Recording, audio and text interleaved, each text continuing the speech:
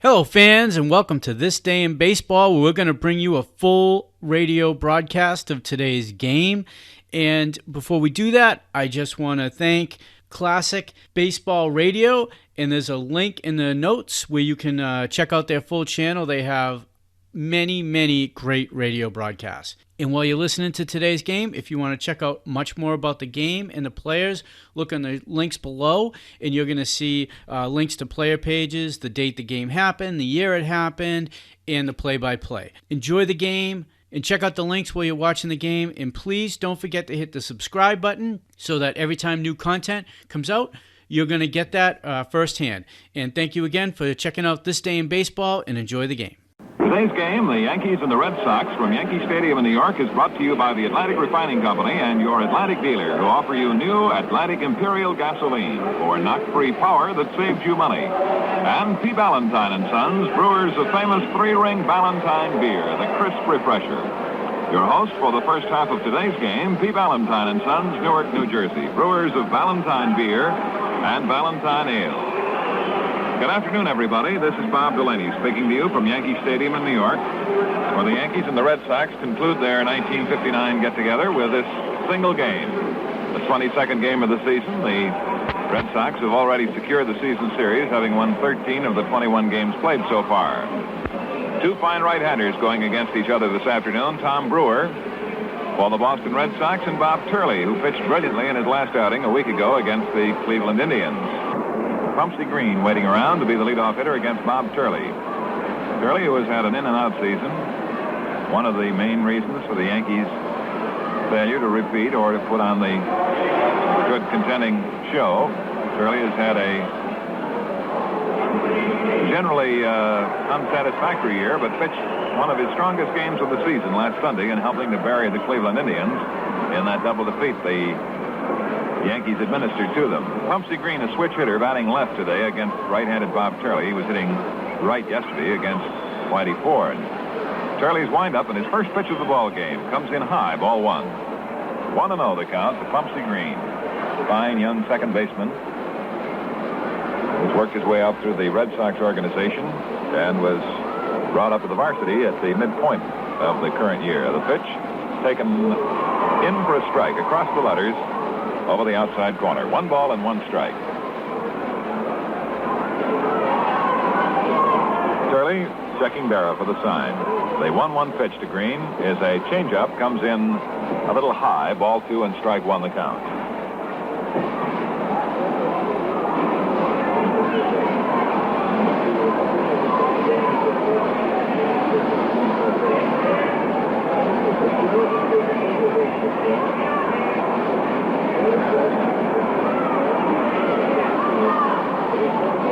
Very deliberate as always on the mound. Delivers 2-1. It's swung on, hit on the ground to the right side. Bobby Richardson is up with the ball. Goes to Turley at first base as Thornberry had made a move towards the ball. Richardson, however, fielded it, and Turley alertly came over to cover. 1 out.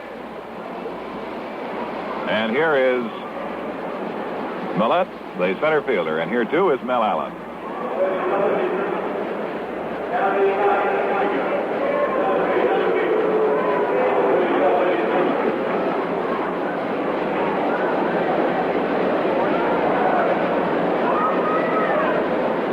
Gary Geiger, batting .245, left-hand batter, takes it a little outside, ball 1. 1 ball, no strikes.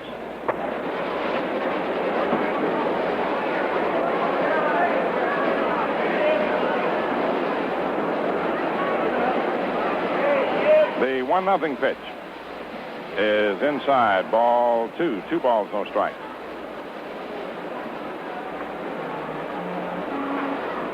Two balls, no strikes.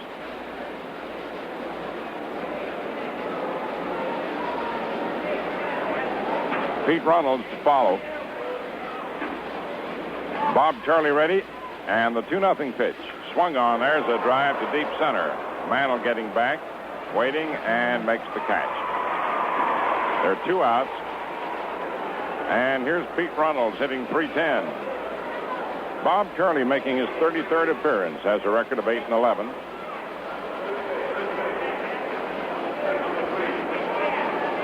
One and 3 against the Red Sox. who have taken 13 out of 21 from New York this year. Turley delivers to Pistol Pete, and it's fouled off out of play in the upper deck. Strike one.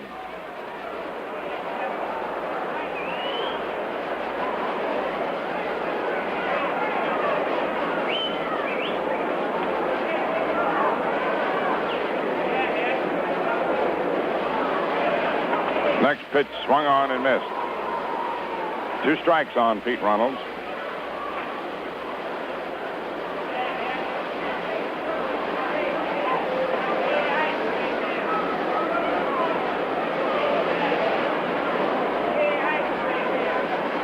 And the next delivery swung on and fouled off back of third against the lower facade of the upper deck, bouncing down onto the stadium sod.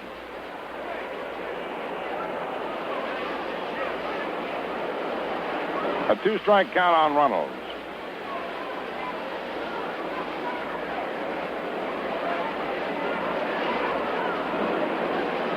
Here's the pitch. High and inside, ball 1, 1 and 2. 1 ball, 2 strikes.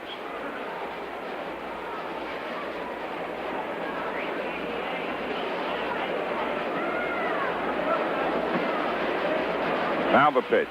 High, attempted curve, didn't work. 2-2 the count now on Pete Runnels. Lopez in left, Mantle in center, Sebring in right, McDougall third, Kubek short, Richardson second, Throneberry first, Barrett catching.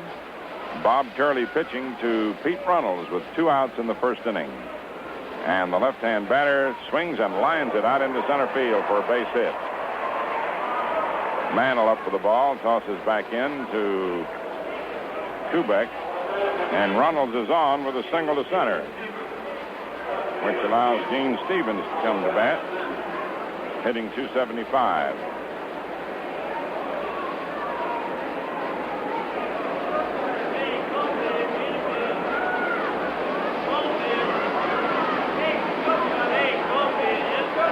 Turley to the stretch, steps off the rubber for a moment.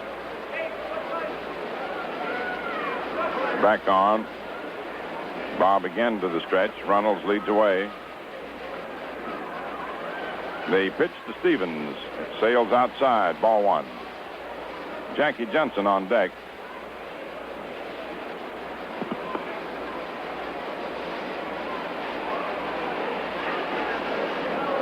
One ball, no strikes.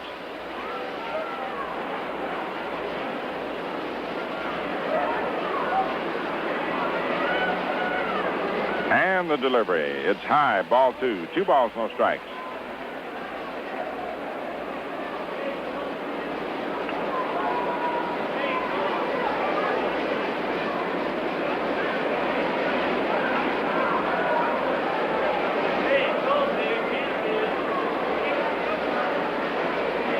Turley checking with Yogi. Again to the stretch. He's fallen behind Gene Stevens, left-hand hitter. And the pitch. It's in there, 2-1.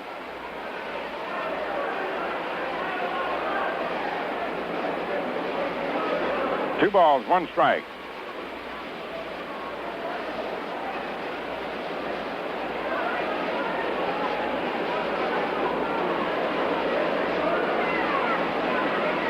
Bob Turley's delivery swung on and missed. Strike 2, 2-2. Yes, sir, there are going to be big doings here next Friday night, Saturday, and Sunday afternoon. An extra special ladies' night Friday night. Family Day next Saturday. A lot of entertainment. And big prizes to be given away next Sunday. We're giving away Pete Callison for one. Sending him back to William and Mary. There goes the runner. The pitch is swung on and fouled back up here. Oh, Saturday you're going down.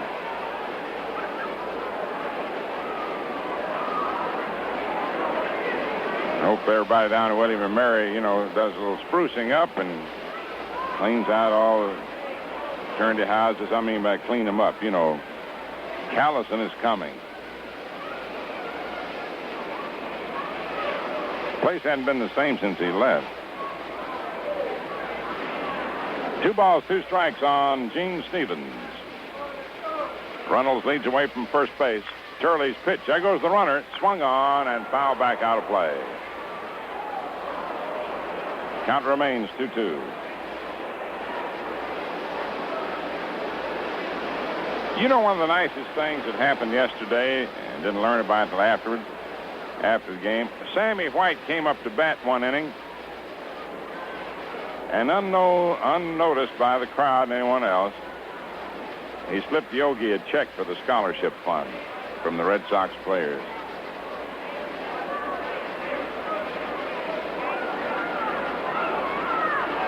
Here's the delivery. Swung on, hit by first. Richardson gobbles it up, throws to first too late. It's a base hit for Gene Stevens. Richardson made a fine play on the ball way out on the grass. Couldn't do much about it. When he threw, Stevens really outlegged it. That brings up Jackie Jensen with 2 men on base and 2 outs. Runnels on second, Stevens on first. Jensen hitting .269.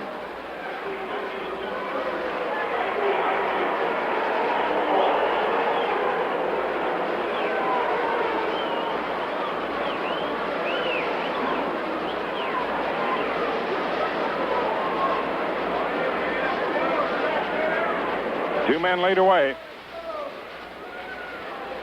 And the pitch. Swung on, foul back upstairs, strike one. Jackie with 105 runs batted in trails Colavito by 3 for the league lead in RBIs.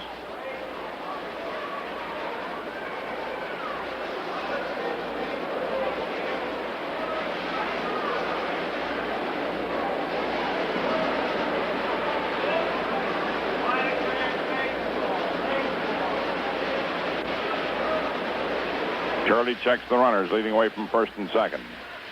The pitch to Jensen misses outside. Ball one, 1-1. Frank Malzone on deck.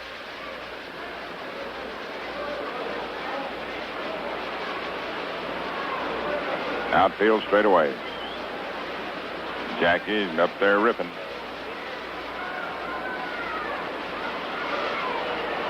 A stretch. Runners lead away from first and second bases. Here's the pitch. Right in there. Strike two. 1-2. 1 ball, 2 strikes.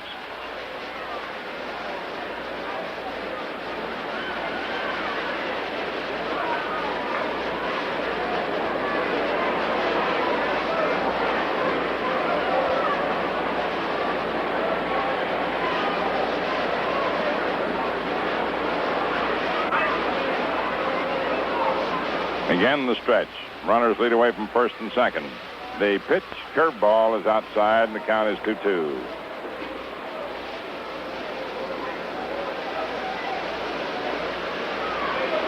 Two balls, 2 strikes, 2 outs.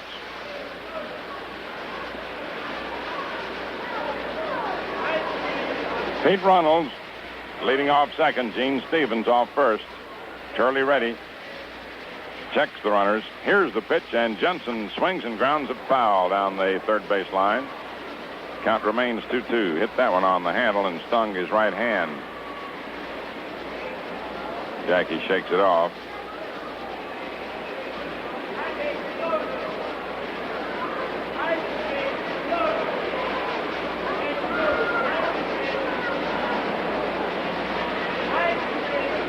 Two balls, 2 strikes.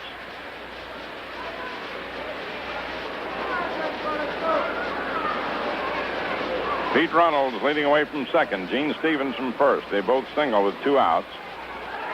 Stretched by Turley. Here's the pitch to Jensen. Fastball swung on, fouled off again upstairs, and the count remains 2-2.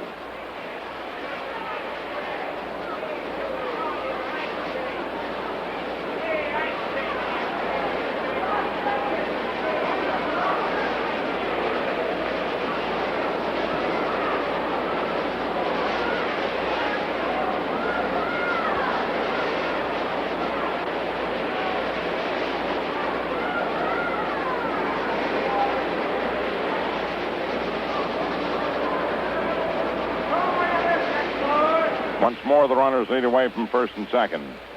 Turley delivers to Jensen, curves outside, ball 3. Full count.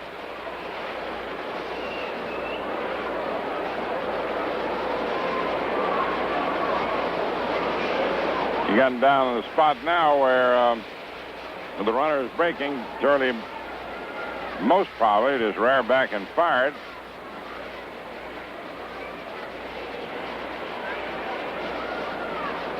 The stretch. There go the two runners. Fastball swung on and popped foul, out of play. Yogi is after it. The ball kept fading away. Count remains 3-2.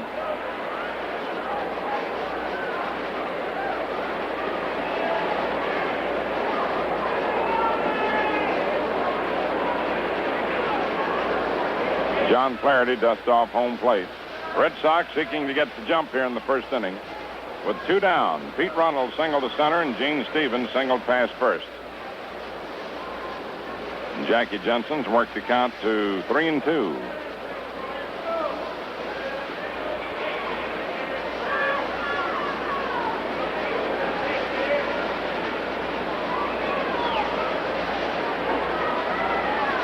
Runners ready to go. The stretch by Turley. There go the runners. The pitch swung on, fouled off again, out of play upstairs. Jensen hanging in there. Frank Malzone's on deck.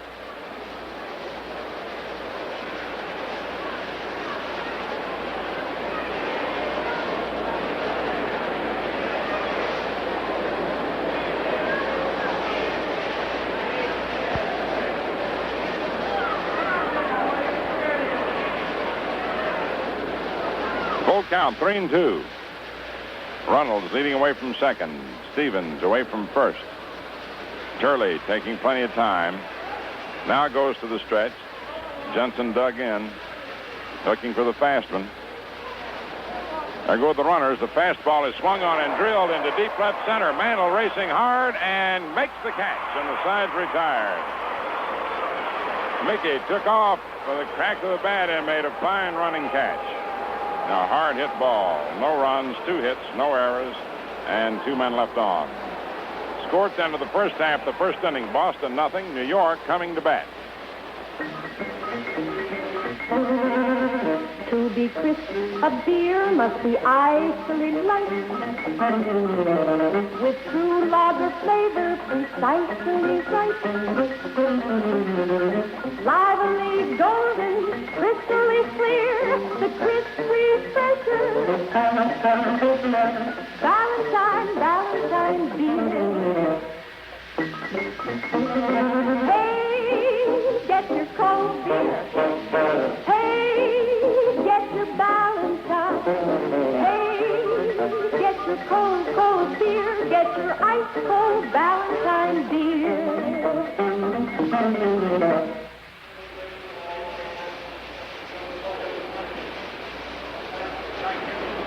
Like the song says, to be crisp, a beer must have lightness plus true lager flavor.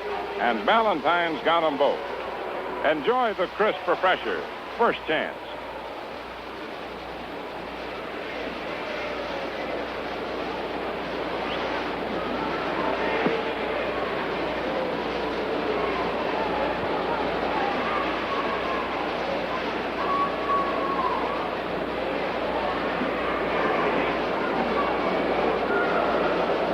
Bobby Richardson, Tony Kubek, and Mickey Mantle will be the first 3 men up in the last of the first.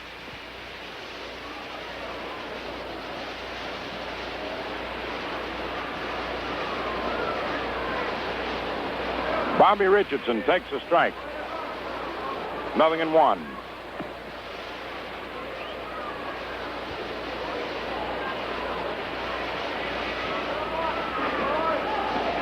Now the delivery. It's low for a ball. 1-1.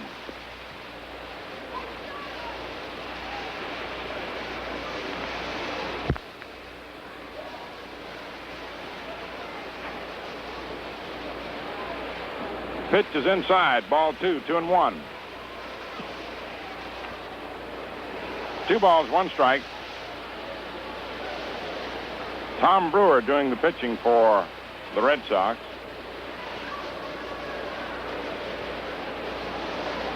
A right-hander to the windup. In comes the pitch. Swung on. It's a high pop-up out around second base.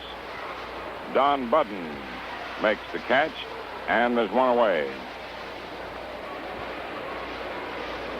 Now Tony Kubek, hitting .283, moves up.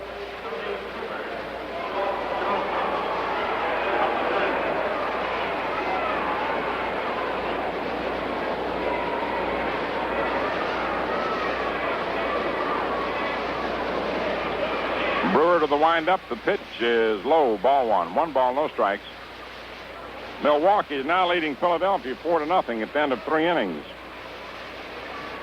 The Braves got a shot in the arm, so to speak, yesterday with the Dodgers double feed of the Giants. Here's the pitch, and it's outside. Ball 2.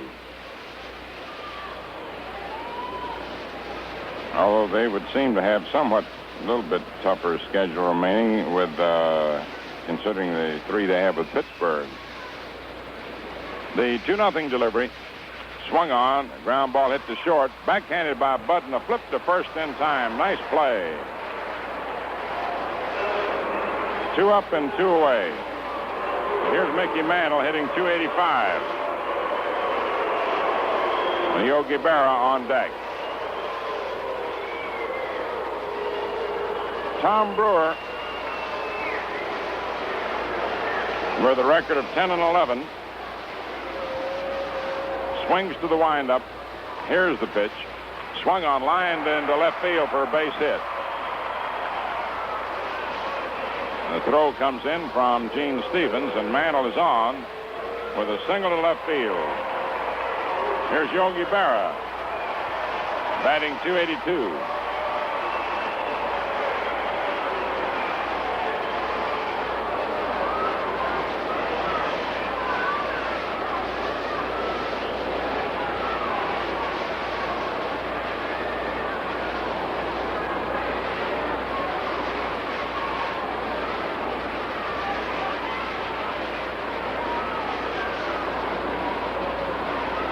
Brewer checks Mickey, and the pitch. Low inside, ball 1. 1 ball, no strikes.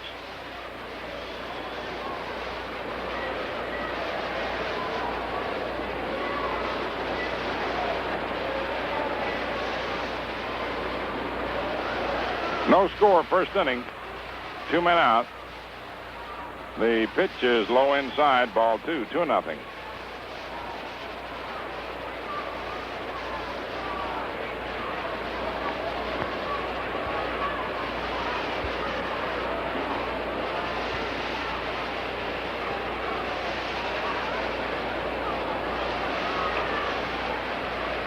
Now the pitch.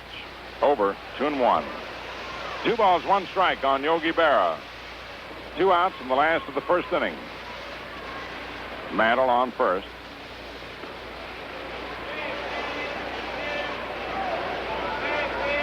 Here's the delivery. Swung on. It's a high pop.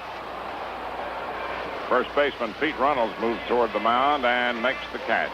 And that retires the side. No runs, 1 hit, no errors, and 1 left on at the end of the first inning. 0-0. Looking now at the Ballantyne scoreboard in the American League, Washington 1, Baltimore 0 at the end of an inning. Pasquale against Odell. Dobek hit a homer in the first for Washington. Cleveland, Kansas City, a later afternoon start. Detroit at Chicago. It's going to be Mossy against Pierce. In the National League, Milwaukee 4, Philadelphia 0 at the end of 3.5 innings. Hank Aaron homered in the first inning, number 39, and Eddie Matthews got number 41 in the third with 1 on, which ties him for the Major League lead with Ernie Banks and Rocky Colavito. No, that's right, Ernie Banks has 42. Colavito leads the American League with 41. Burdette for Milwaukee and Roberts for Philadelphia. Cincinnati 0, Pittsburgh batting in the first inning. Brosnan against Law. Dodgers and Giants start later. Chicago at St. Louis. Drabowski against Bob Blaylock.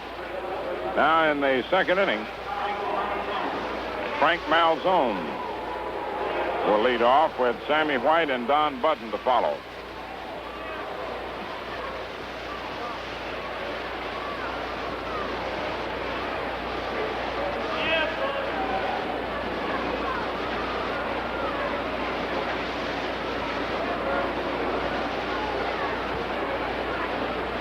inside for a ball. 1 ball, no strikes.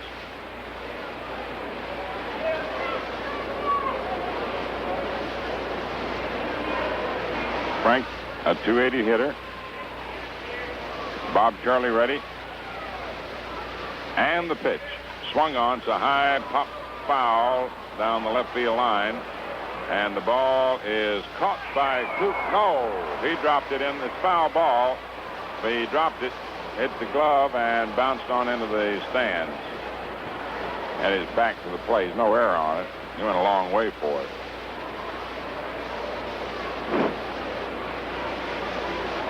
One ball, 1 strike.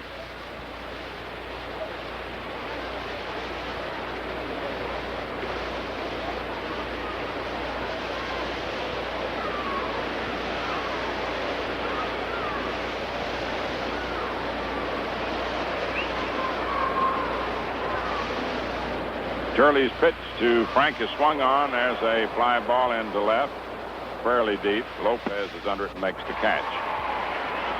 1 away.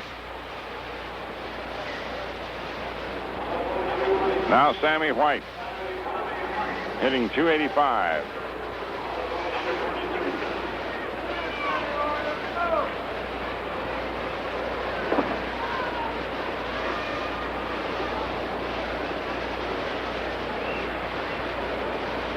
Turley's delivery swung on, and it's a high foul down the first base line and right at the edge of the stands. Throneberry reaches in, and he did not get it. 1 strike.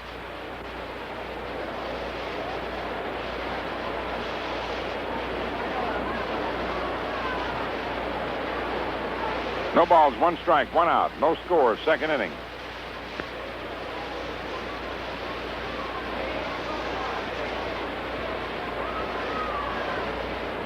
Turley's delivery is outside. Ball 1, 1-1.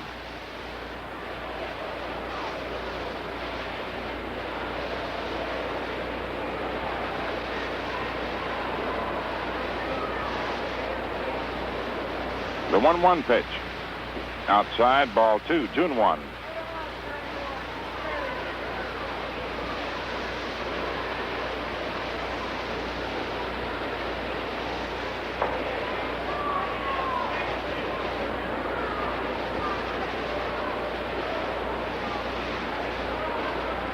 The 2-1 pitch. Swung on, lined out over a second into center for a base hit. Mantle up with the ball. White takes his turn, holds up as the throw comes in to Richardson. Sammy White singles to center. He's having his best year as a hitter. Now Don Button, batting .233, but he has something like 90 bases on balls. He's hit fairly well against New York. Right-hand hitter has 91 bases on balls. The pitch, curveball, is low outside. Ball 1. He's a patient man.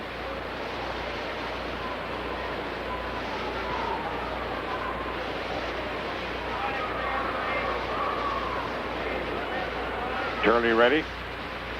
The pitch, low, ball 2, 2-0.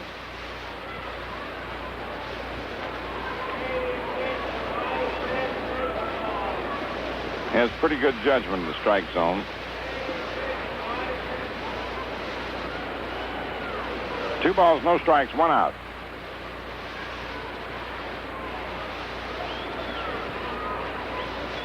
Here's the next pitch, and it's inside, ball 3.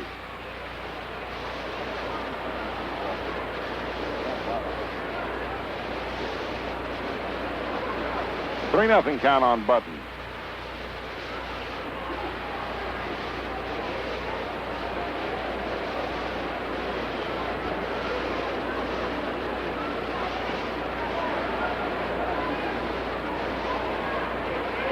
The 3-0 pitch.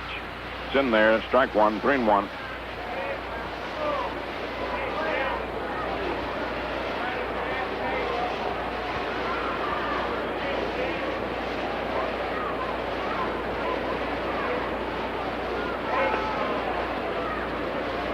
Turley ready. And the 3-1 pitch is swung on, hit grounded to short. Kubek over to Richardson for one, back to first, double play. That retires the side. No runs, one hit, no errors, no one left on. The Yankees' 150th double play. At the end of an inning and a half, Boston nothing, New York nothing. Frosty Cool Ballantine beer, the crisp professor. Sounds good, it is good. Most beers are light enough, but a little too light on flavor to really refresh you. That's not right when you come to talking about smooth, delicious Ballantine, because Ballantine beer is the crisp kind of light with true lager flavor. Proves a beer can be truly light and still give you all the honest-to-goodness lager beer flavor you want. That's why Ballantine beer is the crisp refresher. Ballantine beer, the largest selling beer in the East. We pause for station identification.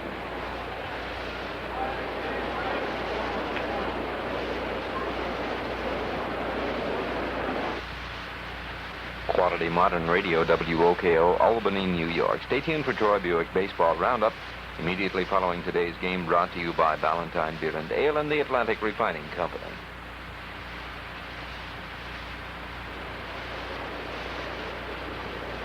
Sebring hitting .272.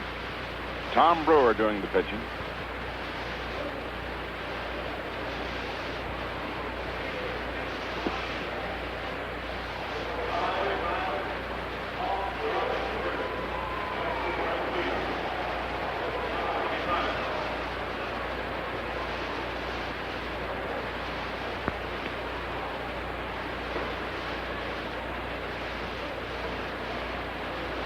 Tom Brewer, the right-hander, to the windup. The pitch to Sebring.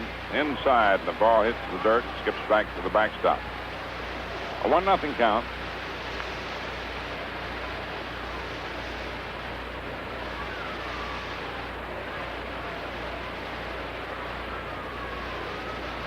Brewer's next pitch, way outside. Ball sailed away to the other side of the plate and got away from White. There were two pitches, both of which would have been wild pitches had there been runners on bases. White goes out now to say something to Brewer.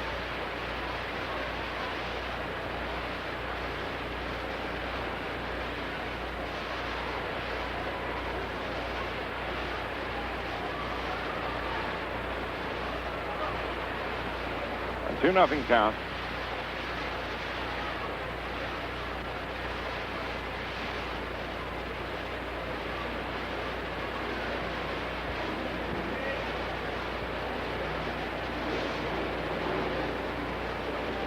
The 2-0 pitch.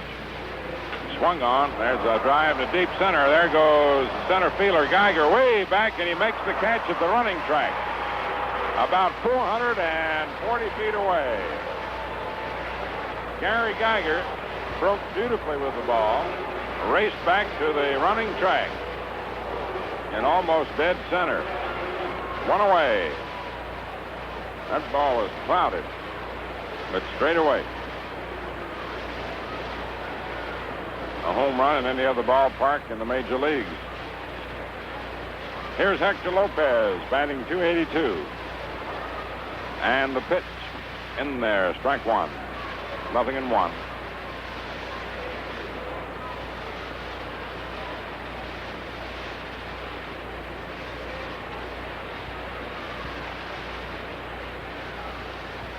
Next delivery is low outside. Ball one, 1-1.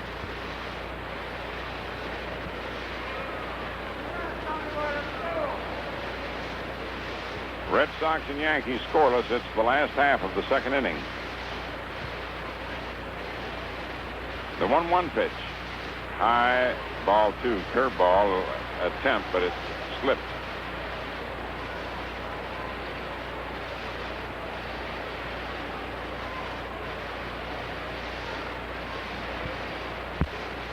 The 2-1 delivery, swung on, a little roller hit down the third baseline. Malzone up with it, throws on to first in time. Lopez is out. 2 away.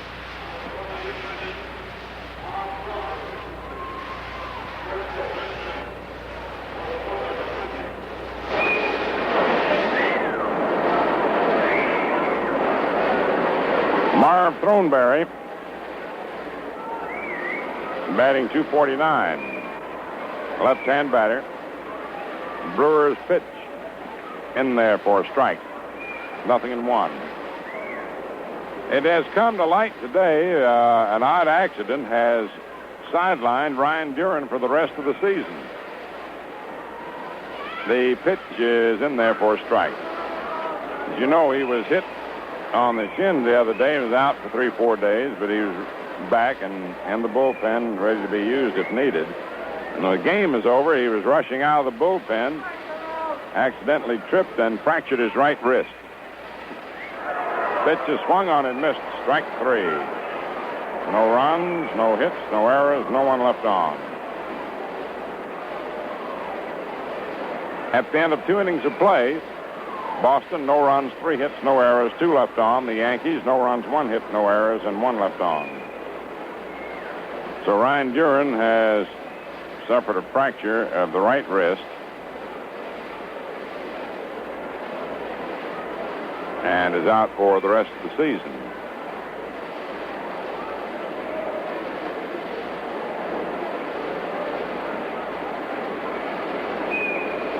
Washington leading Baltimore 1-0 end of 2 innings. And in the National League, the Phils just came up with 2 runs on the last of the 4th. So that at the end of 4 innings, it's Milwaukee 4, Philadelphia now 2. Pittsburgh leading Cincinnati 4-1 end of an inning and a half.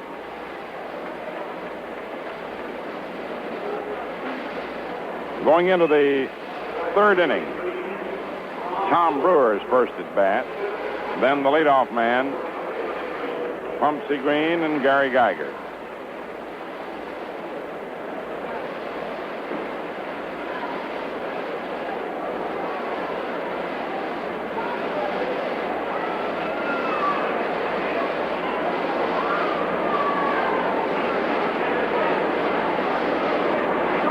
Turley's pitch in there, strike 1. Outfield pretty well spread out.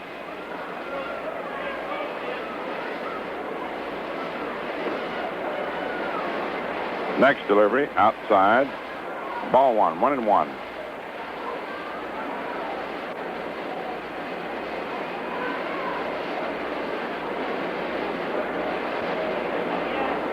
The 1-1 delivery hits the handle of the bat.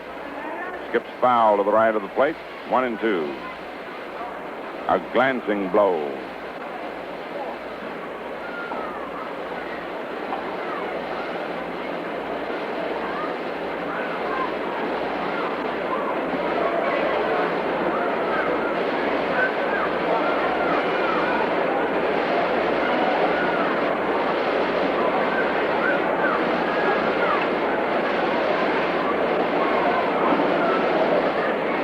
The 1-2 pitch. Curveball lined right back to Turley. Head high. And there's one away. Now Pumpsy Green coming up. Grounded to Richardson in the 1st inning.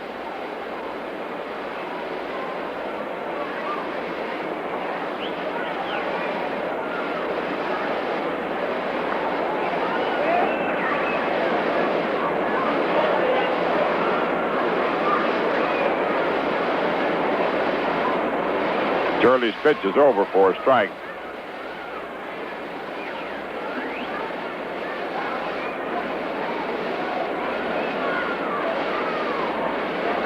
Next delivery is a curve, and it misses. 1-1.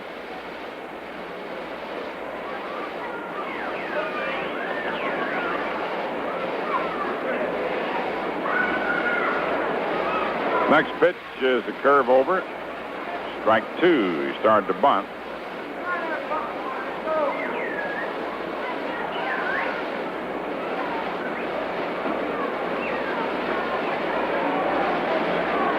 Nothing. First of the 3rd.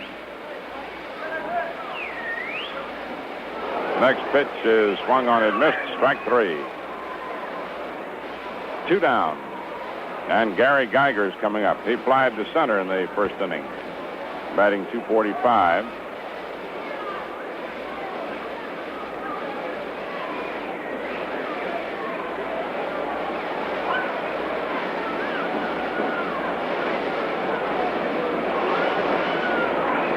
Turley delivers to Geiger. Swings and grounds it down the first baseline. Lost by Throneberry. Throws to first too late. Throneberry allowed the ball to spin away from him. And it's an error charged to Throneberry. And here's Pete Runnels coming up.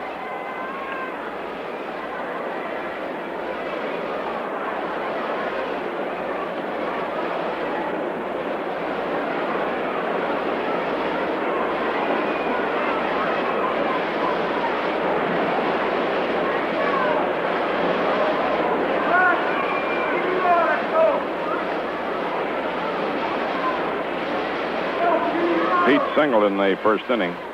Hits a little tap to the mound. Turley has it, throws on to first, and the side's retired. No runs, no hits, one error, and one man left on. At the end of 2.5 innings, Boston nothing, New York nothing. Now we're getting ready to move into the last of the third with Gil Mcdougall coming up.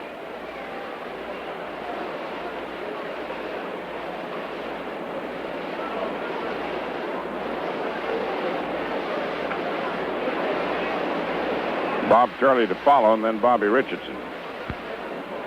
Tom Brewer to the windup. The pitch to Gil is in there. Strike one. Mcdougall hitting .246.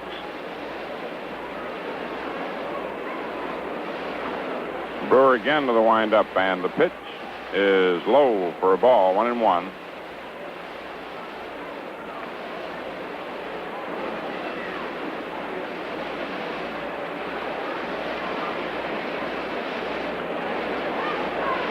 One ball, one strike. And the delivery. Right over, 1-2.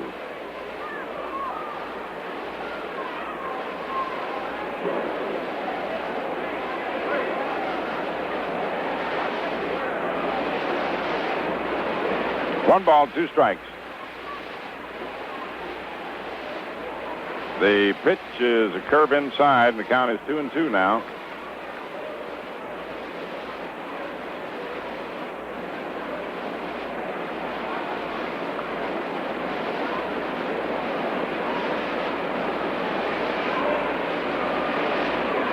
The 2-2 pitch to Mcdougall.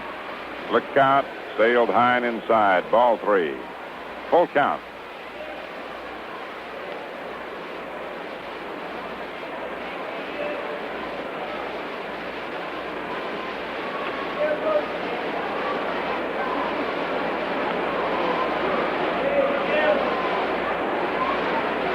Red Sox and Yankees scoreless. It's the last of the third. The payoff pitch on its way to Gil. Ball four, just inside, just missed, and he's aboard. Second Yankee base runner. Bob Turley coming out, hitting 89, 4 for 45.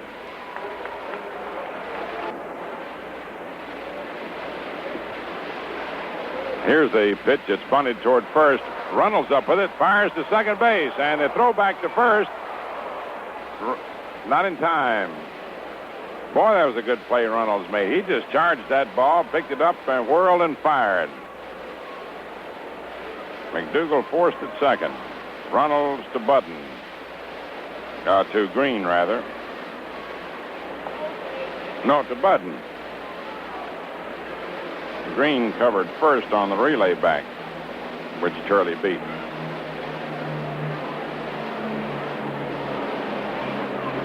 Bobby Richardson, who popped out to short in the first inning, coming up, hitting .296. Brewer ready.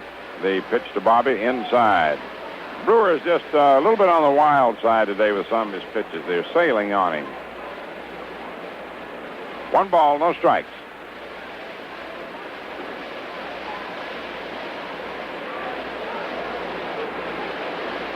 The 1-0 pitch. Swung on, lined into center for a base hit. Turley trots on down to second. Throw comes in from Geiger. 14th straight game which Richardson has hit safely.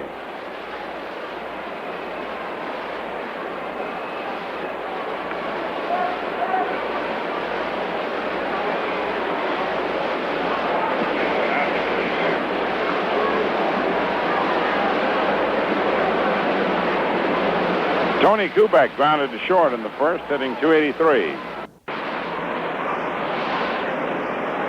If you watch ball games, you see the value of execution.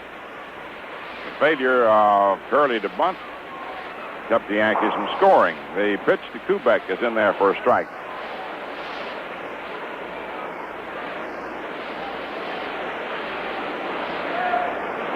Trying to get that extra base, go from first to third, trying to move a man up a base with the bunt. Big plays. Now the pitch. Swung on and fouled off to the right of the plate. Strike 2, 0-2.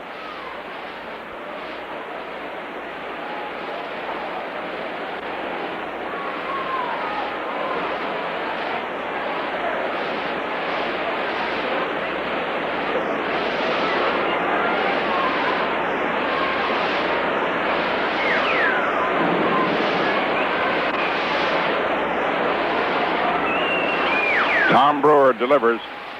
Fastball gets the inside corner. Called strike 3. Kubek caught looking. That's the second out. And here's Mantle, who singled to left in the first inning, batting .287. The Tigers got 2 runs in the first inning against Chicago. White Sox are batting. Mossy and Pierce.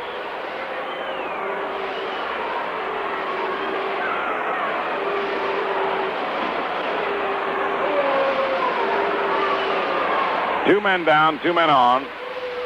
Brewer pitches to Mantle. Look out. Backs him out of there. Ball 1.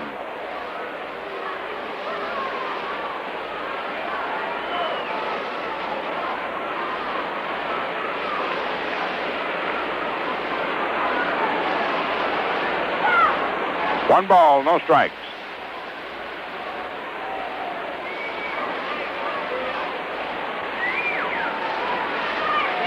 Runners lead away from first and second. The pitch. Inside. Curve. Ball 2. 2-0.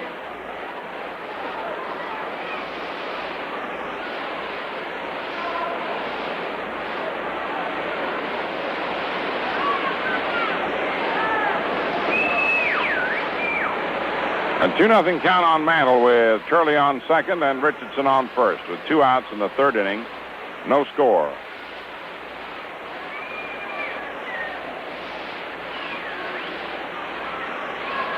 Now the pitch. It's low, ball 3, 3-0.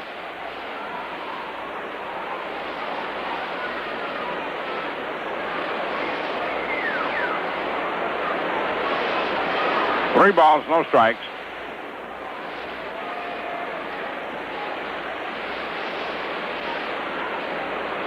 Mantle looks at Crissetti to see if he's got a green light. Runners lead away. And the pitch. It's low for ball 4. Mantle walks, and that loads the bases. Curley moves to third, Richardson to second, Mantle to first. Yogi coming up, batting .281. Popped out to the first baseman in the first inning.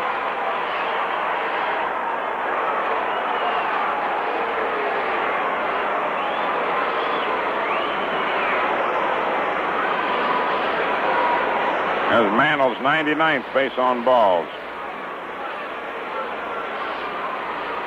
3 on and 2 out.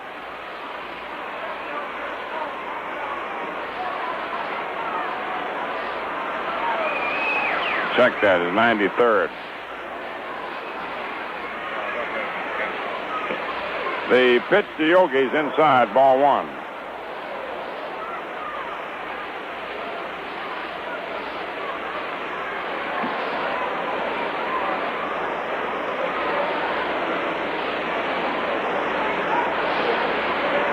Two outs, 3 on.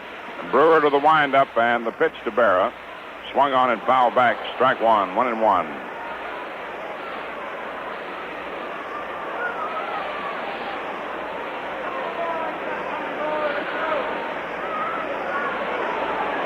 Here are the kids in the background. Good place to bring them. 1 ball, 1 strike. Three men lead away. The windup by Boer. The pitch to Yogi. High. Ball 2. 2-1. Brewer wants a new ball to throw.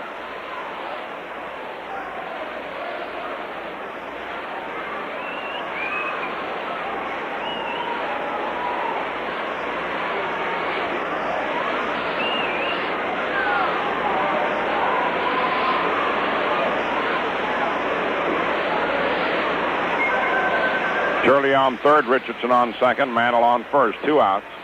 2 balls, 1 strike. Brewer pitching to Berra. No score, last of the third. The right-hander to the windup. Around comes the right arm. In comes the pitch. Swung on it, missed. Strike 2. 2-2. Yogi really leveled.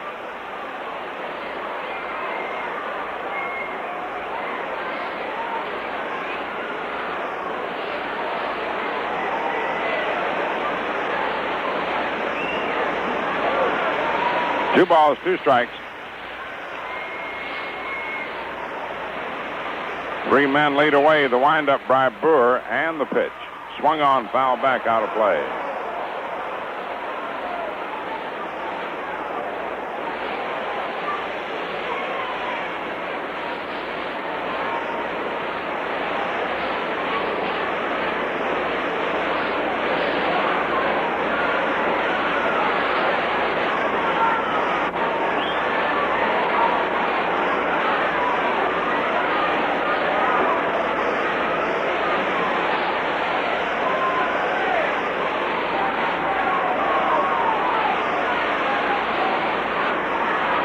The windup and the pitch. Swung on and looped to left field. Coming fast is left fielder. It's a base hit. Here comes Richardson following Turley in, and Mantle goes to third. Yogi loops the single to left for 2 runs, sending Mantle on to third. Gene Stevens tried a shoestring catch and couldn't make it. Berra hit an outside pitch, which would have been ball 3. Just punched it out to left field. Scoring Turley and Richardson. Sending Mantle to third, bringing up Norm Sebring. Yogi, 68 runs batted in. Sebring flied to center in the second. The pitch outside, ball 1. 1 ball, no strikes.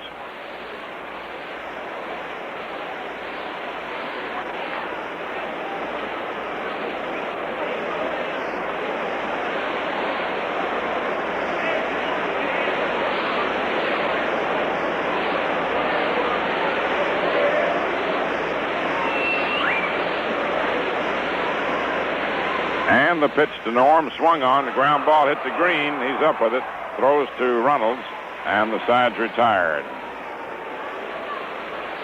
Green to Reynolds, second to first. 2 runs, 2 hits, no errors, and 2 left on. At the end of 3 innings, New York 2 runs, 3 hits, 1 error. Boston no runs, 3 hits, and no errors. Washington leading Baltimore 1-0, end of 3.5. Odell and Pasquale, Dobeck homered in the first. Tigers 2, White Sox batting in the first inning, Mossy and Pierce. Cleveland, Kansas City later start.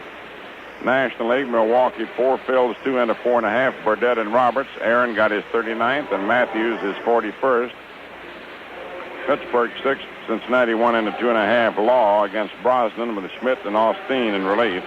Dodgers Giants start later. Cubs 1, Cards nothing, end of 1, Drabowski against Bob Blaylock. Have you tried Ballantine Light Lager lately? Well, do it and get set for a real taste treat.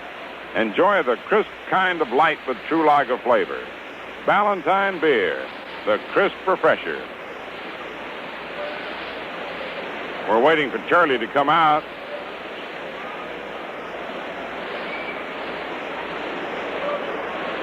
He'll be out in a moment, but coming in right now is the Scooter.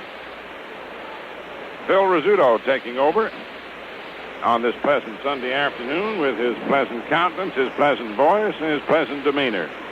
You ever been up to Pleasantville? Very good, Bill, and it is a beautiful day. And we've got ourselves a pretty good ball game here.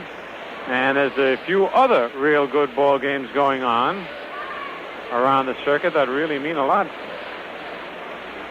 in this pennant race. Bob Turley's taking an awful lot of time coming out. Bob was on base for quite some time. So while Bob is getting ready to come out of the Yankee dugout, we'll pause now for station identification.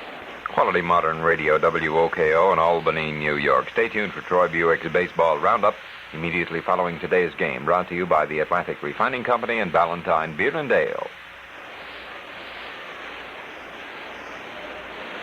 All right, there's Bullet Bob Turley ready now to go out on the mound. Remember, when a pitcher gets on base and stays out there for some time, and Turley was on base for quite a while before coming on a score on Yogi's base hit, kind of takes a little bit extra out of them. They have enough to do out there on the mound, firing that ball for 9 innings. And so Turley took a little bit of extra time. Gus Marsh, the Yankee trainer, administering to Turley.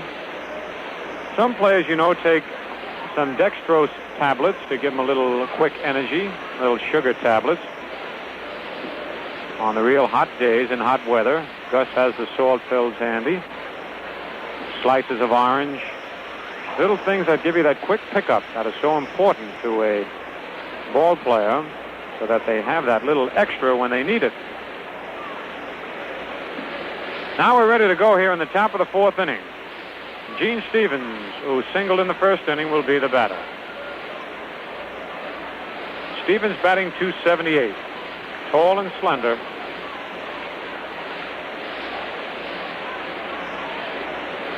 Turley ready on the mound. McDougall in at third. The slow curve is over. Strike 1 call. The Yankees 2 and the Red Sox nothing here in the top of the 4th. Ted Williams was sitting on the bench getting a little of this beautiful sunshine. He has now gone back to sit in the shade for a while. Pitch high outside, ball 1-1. Now he's back on the bench again. Looks like Ted's getting on Turley a little bit. Trying his hand at bench jockeying after so many years. The 1-1 pitch is popped foul and back out of play. 1 ball, 2 strikes. There's been quite some speculation as to what Williams will do when he retires, if he should retire at the end of this year. He said he has an announcement to make, but we'll wait till the end of the year to make it. Some say he might move into the front office of the Red Sox, maybe take up broadcasting, maybe even try his hand at managing. Who knows? Strike 3, swings and misses at an outside fastball. Turley gets his 2nd strikeout of the ball game. And here's Jackie Jensen, who lined to deep left center field in the 1st inning. Jackie batting .268.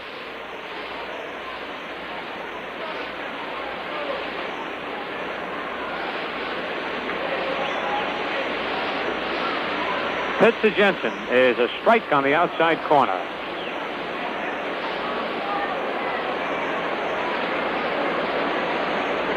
Jackie has quite an enviable record. He won All-American honors in baseball and football at the University of California.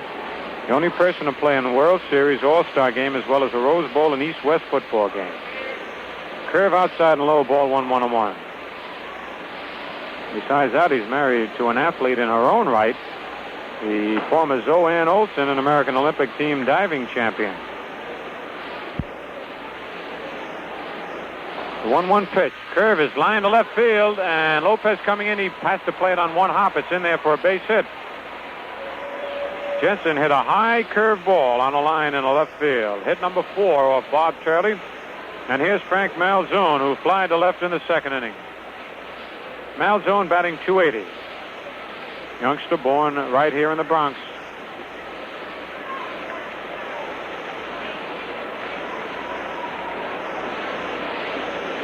With 1 out, the Yankees leading 2-0 in the top of the 4th. Throneberry holding first against Jensen. Outfield playing Malzone deep and a little bit around towards left. Pitch to Malzone is hit to right center field. Mantle going back. Turns under it now and makes the catch. That's 2 out. And with 2 out, here's Sammy White, the catcher, who singled to center his first time at bat. White batting .287 which, if he can hold it to the end of the year, will be his all-time high in hitting since coming into the big leagues. Sammy's previous high was 282 in 1954.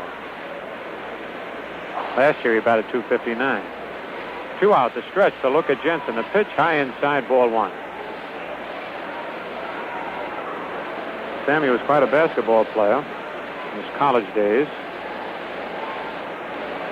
The University of Washington. Right-hand hitter with a closed stance. And Jensen, what a jump he had. Yogi doesn't even throw. What a jump he had. Jackie went down there standing up. He just guessed with Turley and guessed right. Yogi just shook his head and threw the ball back to Turley. A stolen base for Jensen. His 18th stolen base of the year. Detroit at Chicago. The Tigers scored 2 in the first. The White Sox scored 1. Detroit leading 2-1 at the end of 1. Marcy against Pierce. And so the Indians, with an eye on the scoreboard, still have an outside chance for the American League pennant. Pitch, curve, hit on a ground base hit to right field. In the corner, White around first base, going to second. The run scores, and White slides, and he's in there. As Sebring had a little bit of trouble fielding that one in the right field corner. So that heads-up hustling base running by Jackie Jensen shows in the box score with the first run of the ball game for the Red Sox. An RBI for Sammy White, his 42nd of the year, his second hit in the ball game. A double all the way for Sammy White. Hit number 5. Pitch to Button is on the outside corner, strike 1. For Sammy, his 13th double of the year. One reason why White is a much improved hitter is his ability to hit to all fields now. He used to be strictly a pull hitter. But he's able to pop that ball where it's pitched. Button hit into a fast double play in the second inning. Batting .233. Takes a pitch inside. Ball 1-1-1.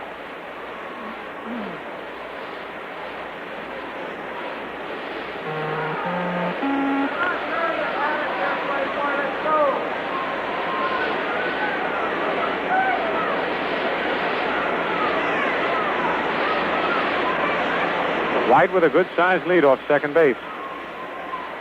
Fastball is high and tight again. Ball 2, 2-1. Yankees 2 and the Red Sox 1 now in the top of the 4th inning with 2 outs, running down at second base.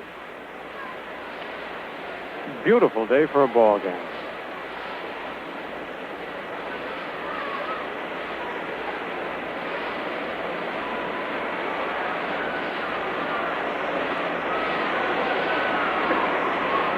Stretched by Turley. The pitch is a ground ball over Turley's head. Richardson on the shortstop side of second base throws in the dirt, and it gets away from Thornberry, and here comes Sammy White to score. And that will probably be an infield single and an error on the throw, allowing Sammy White to score. The score is tied. Richardson was on the shortstop side of second base by at least 10 feet, threw the ball off balance. Couldn't quite get it there in time. The ball hit in the dirt and bounded past Thornberry. And it's a single, and somebody will have to get an error allowing Sammy White to score, unless they figure that White would have scored anyway. But Sammy actually had stopped at third, and so they've given the error to Bobby Richardson on the throw.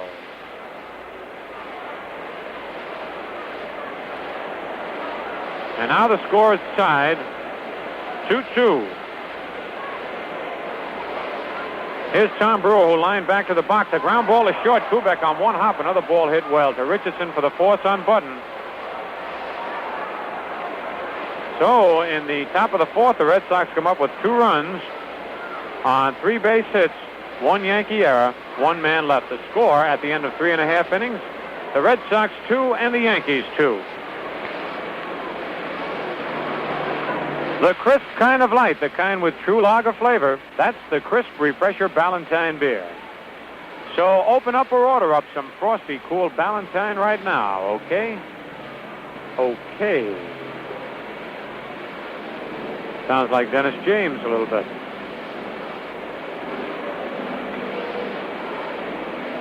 I don't sound like Dennis James, Pappy. That okay, okay. It's one of Dennis' pet phrases.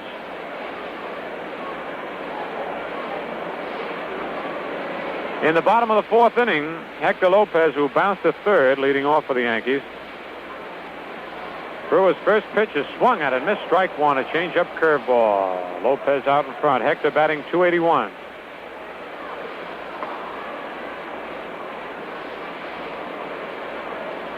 Wind up by Brewer. Curve is outside a little bit this time. Ball 1-1-1.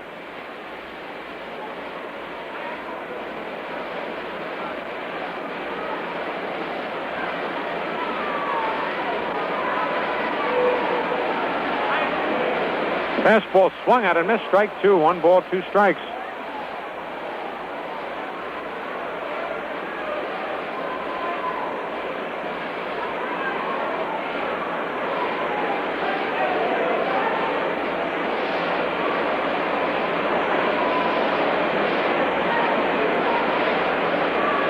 Pitch is pop foul out of play in the upper deck.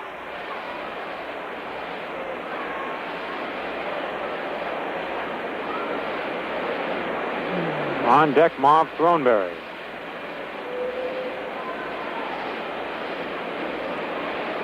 Frank Crissetti coaching at third. Ralph Houck down at first.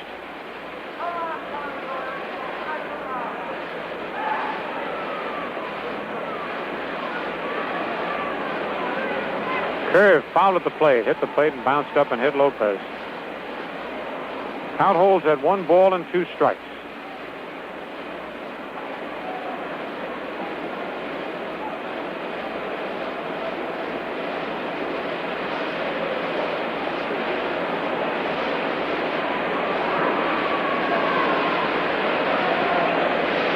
Here's the windup by the right-hander. Fastball fouled again in the upper deck.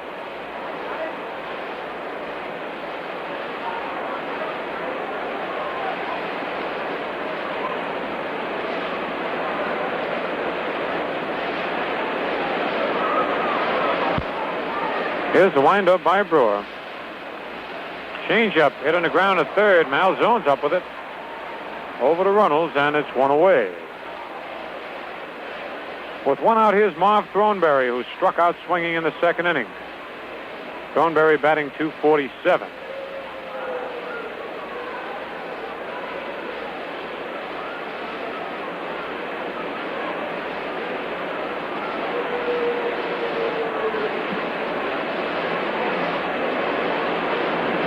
The first pitch to Throneberry is a curve low, ball 1.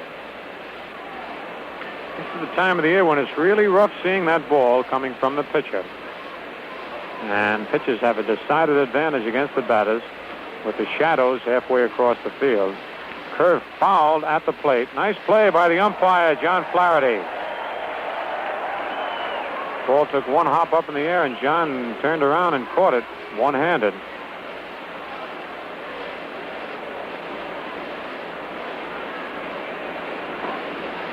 Ready for the 1-1 pitch.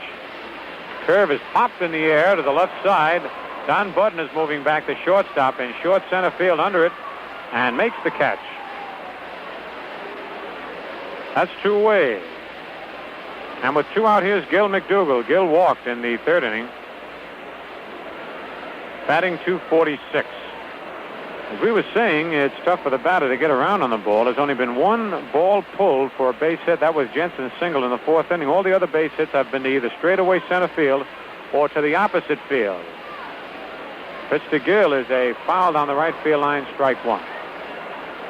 Mantle lined a single to left and batting left-handed. Yogi single to left, batting left-handed. And Richardson single to center for the Yankees, 3 base hits. And of all the 6 base hits for the Red Sox, only the one Jensen pulled to left field was gotten around by a batter. So they're a little late swinging. Curve outside. Ball 1-1-1. It's hard to pick the ball up the way you would during the early part of the year or the middle of the summer. 2 out, nobody on. Tie score. The pitch to Gil is low outside. Ball 2, 2-1.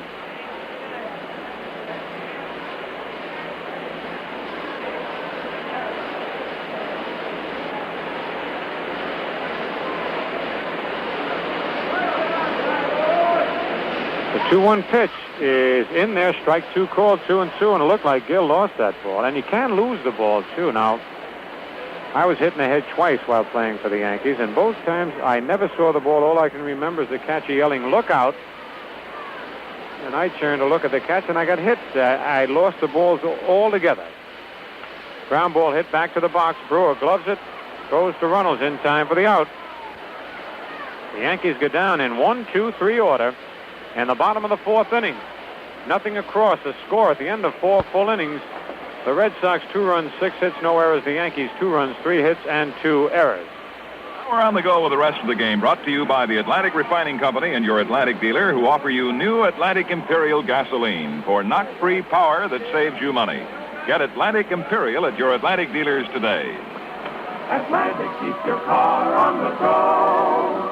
For business, for pleasure, in any kind of weather, Atlantic keeps your car on the go. When you want to go places and do things, what a pleasure your driving can be. For quality products and not service, your Atlantic dealer is the man to see. Atlantic keeps your car on the go, go, go, go. Keep on the go with Atlantic.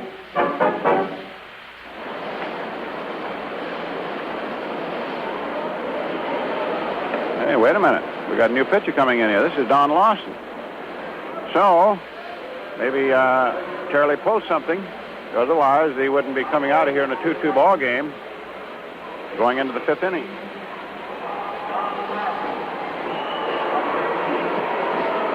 So, one big right-hander is followed by another one even bigger. And Don Lawson is taking over to pitch to the top of the Red Sox batting order. So just as soon as we get any information about the removal of Turley at this stage of the game, we certainly will pass it on to you.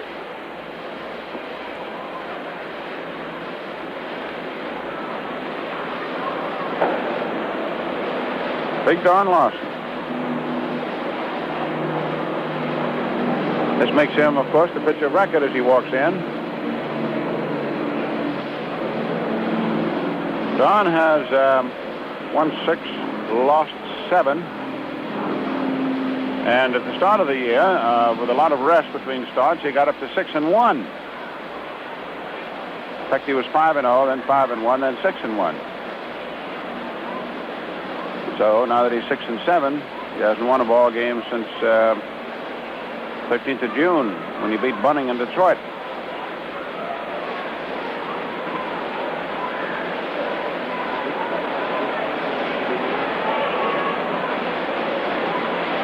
Now here's Green, the switch-hitting second baseman, batting left-handed against Lawson. Big towering right-hander delivers a fastball low outside. Ball 1. We got one more series of games here at the stadium this coming weekend.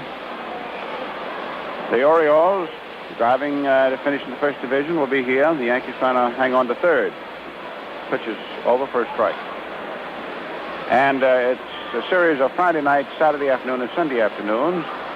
And the Yankees,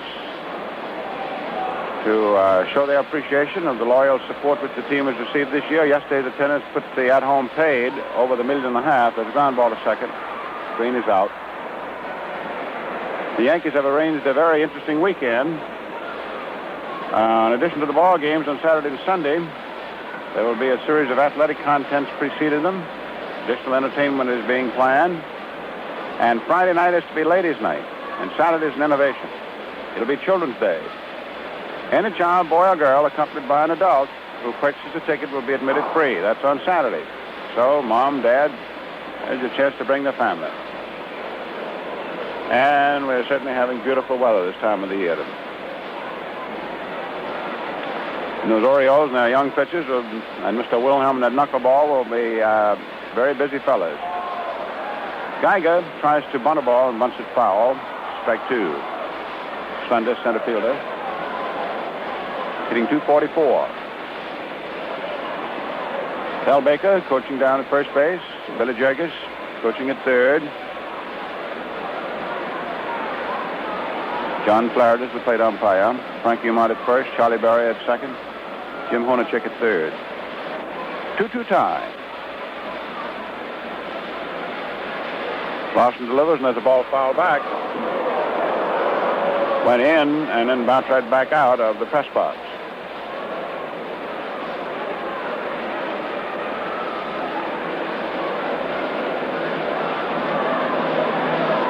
We have not yet been advised of the reason for removing Turley, coming in with Lawson.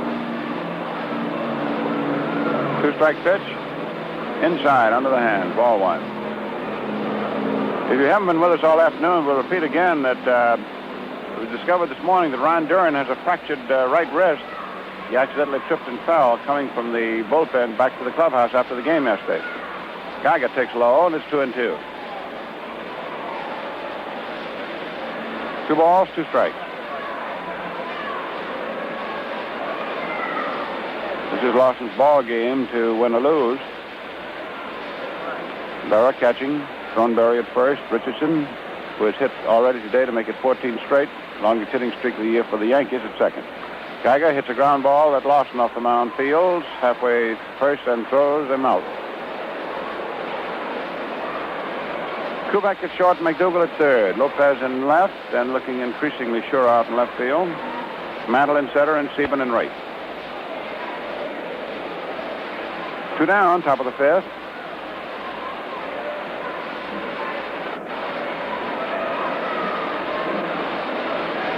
Pete Runnels, 1 for 2. Hitting .311. He's the only 300 hitter that the Red Sox have. Cuts and fouls the ball into the upper stands. Back of the visitors' dugout. Strike one.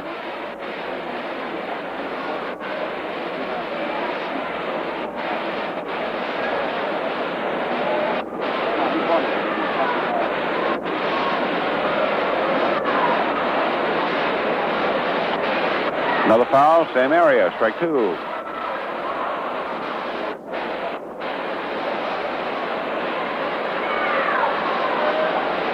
Runnels has his forward foot, his left-hand batter, pointed at the shortstop. He hits to left and left center.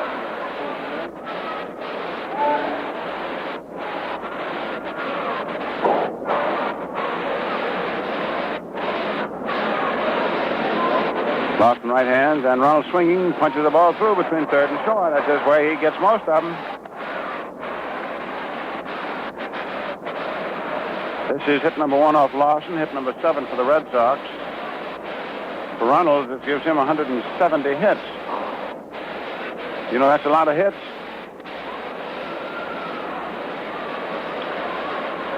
Gene Stevens is 1 for 2. Batting .277. Ball game is hung at 2-2. Lawson checks his runner at first. Runnels pitches. Fastball too low. Ball one.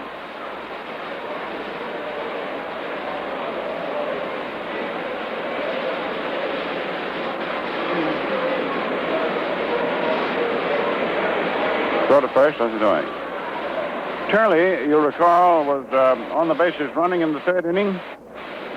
Well, when he went from first around to third, he pulled the hamstring muscle in his left leg. As the ball hit back off of Lawson's left ankle and goes for a base hit, the ball coming over to the shortstop. Don was finishing his follow throw, and the foot was in the air. So runners at first and second for the Red Sox. Turley will be out several days.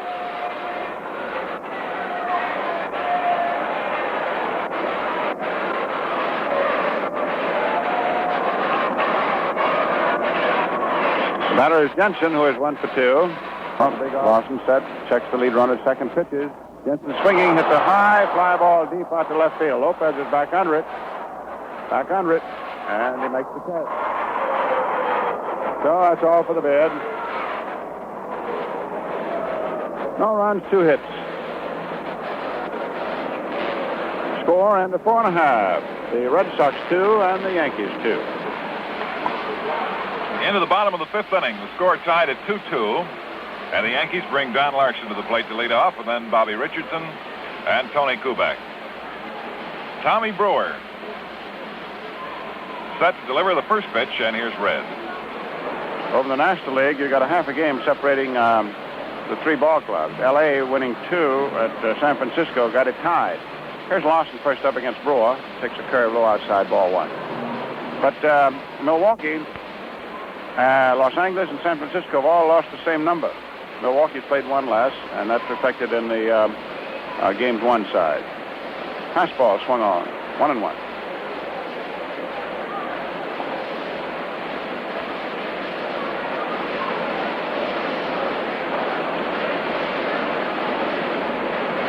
Los Angeles won yesterday afternoon 4-1, and then last night 5-3. LA and San Francisco 82 games won, 66 lost. Milwaukee is 81 and 66. Curve swung on and missed, strike 2. 1 ball, 2 strikes.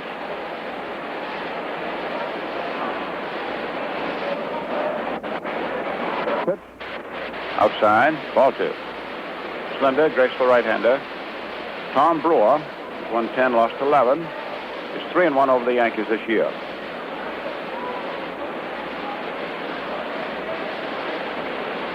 Fields, curve swung on and missed. He's got a good one. Fans Larson. That's his 3rd strikeout. Now Bobby Richardson, in a drive to finish the 300 hitter, is batting at 296. He's hit safely in 14 straight, including this one today. He singled it last time up. He's 1 for 2.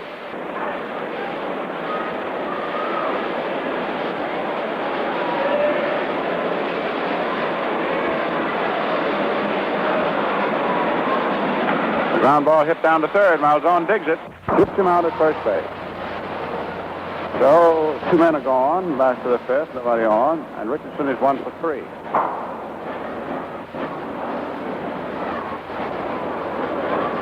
Tony Kubek, 0 for 2. Hitting 282. There's a high pop-up. 3rd baseman Malzone is under. Catches it in fair ground for the 3rd out. Into 5. 2 runs, 8 hits, and no errors for the Red Sox. Their final meeting of the year with the Yankees. And for the Yankees, 2 runs, 3 hits, and 2 errors.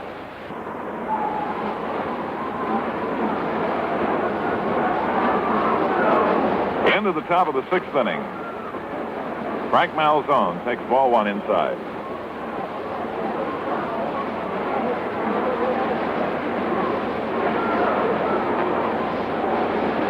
The Red Sox and the Yankees tied at 2-2. The delivery is a breaking ball. It's a little inside, ball 2.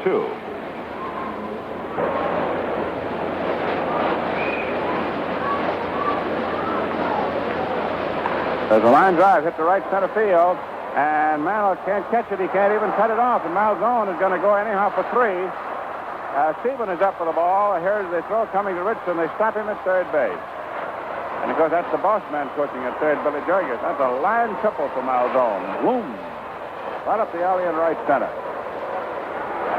And that can be an unsettling factor in a 2-2 tie.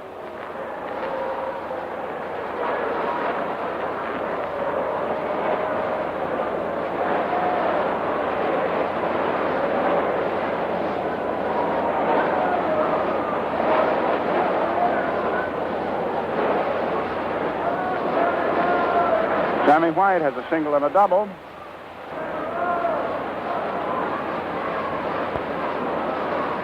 Lawson pitches, and White swings and hits a high pop fly that's foul back at first base. Thornberry under it. Has it. So White fouls out to the first baseman and is unable to catch Malzone. And Ted Williams is coming up to hit for shortstop Don Button.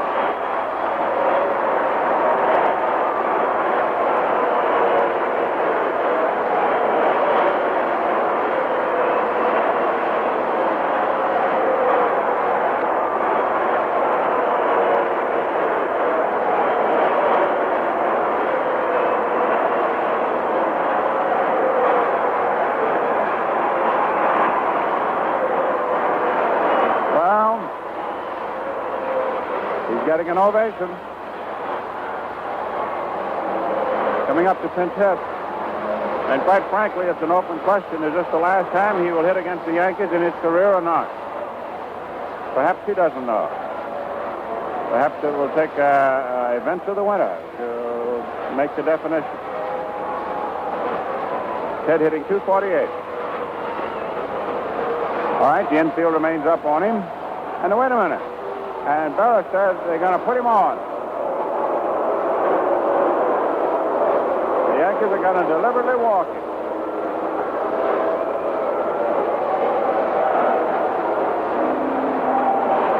And, of course, this disappoints the crowd. They wanted to see Theodore swing.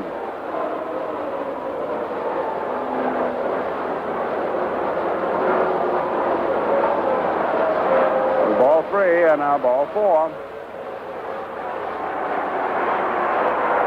So Williams touched to first, and the applause continues for him. Now Jurgis making another change. He's sending a pinch runner down for Williams. Mahoney. And Williams is applauded as he trots off the field.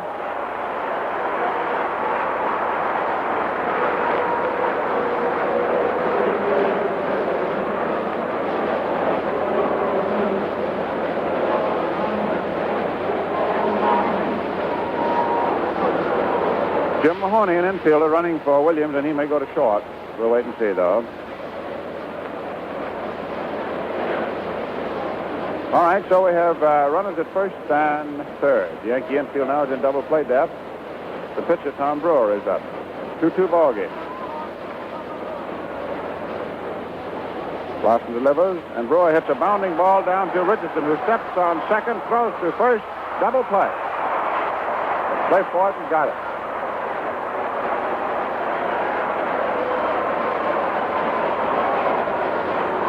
Still, no runs, one hit. And the big thrust went by the board. And a 5.5. It is still Boston 2 and New York 2. And Jimmy Mahoney, who went in to run for Williams, who pinch hit for shortstop Budden. Mahoney goes to short now. So the infield for the Red Sox is moving to the last of the sixth inning with the game tied 2-2. Reynolds at first, Green at second. Mahoney is at short, and the third baseman is Malzo. The hitter for the Yankees is Mantle with a single and a walk. Right-hander Tom Brewer ready to go. Mickey batting .287. There's a call strike. Slider, hand high on the inside. The outfield is Stevens in left, Geiger is in center, and Jensen in right. Catcher White stays low. Strike one pitch is a curve swung on and grounded foul. Back over toward the Yankee bench.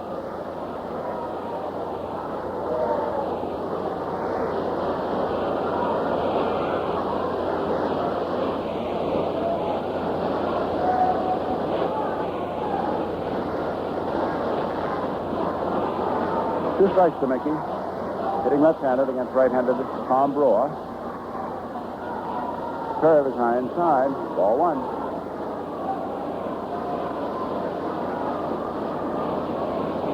The Yankees finished the season at home. Friday night, which will be ladies' night, with Baltimore next weekend. Saturday afternoon, which will be Children's Day. And a child accompanied by an adult who buys a ticket will be admitted free. Wonderful chance to bring the children. There'll be special pregame events Saturday and Sunday. Mantle picks low. Ball 2.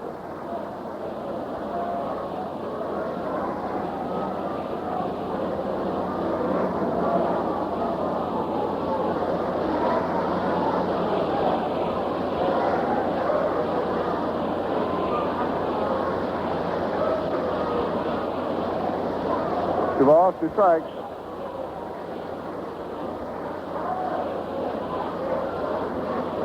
Last of the sixth. Curve just outside ball 3.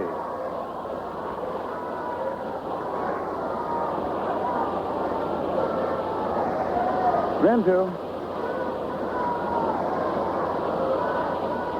Mickey crouches, Brewer pitches, outside ball 4.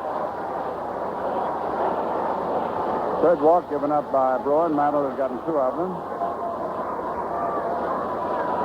There's Berra, who dropped a single into left field. Third inning with the bases loaded and 2 out, and got in the 2 Yankee runs. Got his RBIs up to 68. Average 283.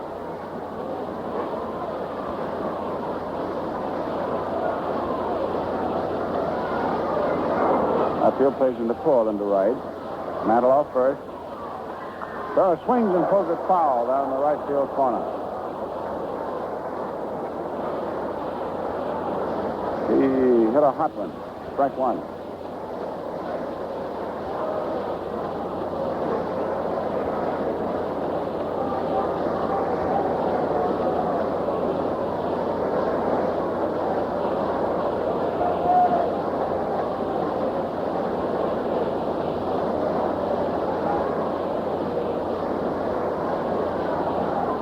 Throw the first, nothing doing.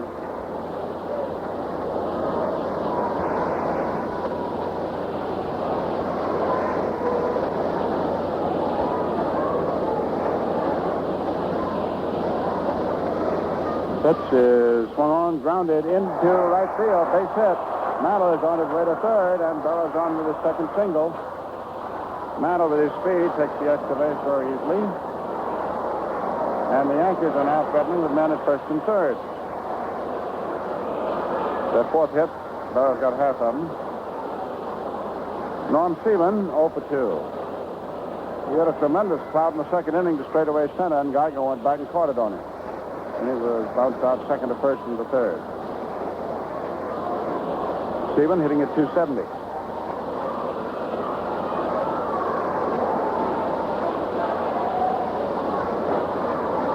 Infield double play depth. Stevens swings. There's a long fly ball to deep left center field. Stevens goes and makes the one-handed catch, but Mantle can crawl home. Berra was out at second base and has to beat it back to first, and it's 3-2 New York. Gee, that Stevens hit that ball. He's hit 2 long ones today. This is a sacrifice fly. And that was a wonderful one-handed catch by left fielder Stevens to rob Stevens of an extra base hit.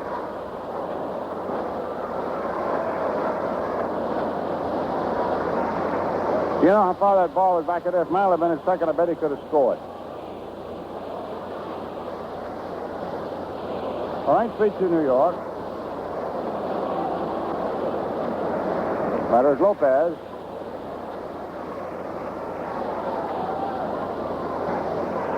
Runner at first base, Berra.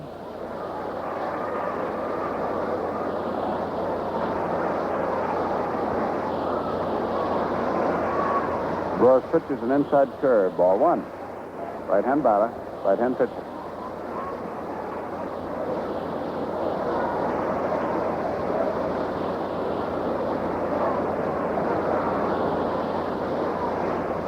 Lopez set.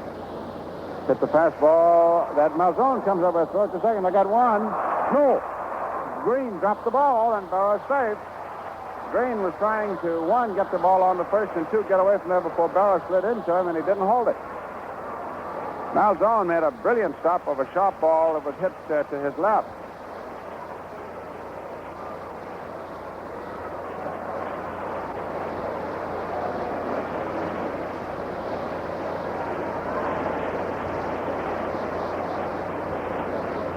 The error's on the second baseman. But now is Thornberry.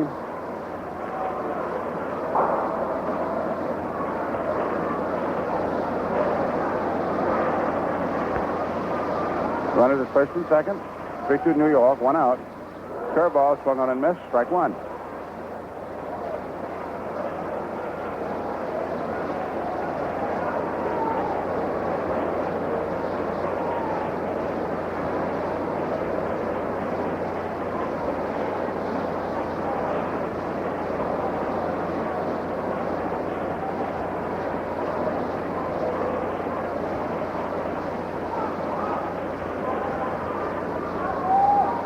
Brewer deals. Thornberry swings on a curve. Strike 2.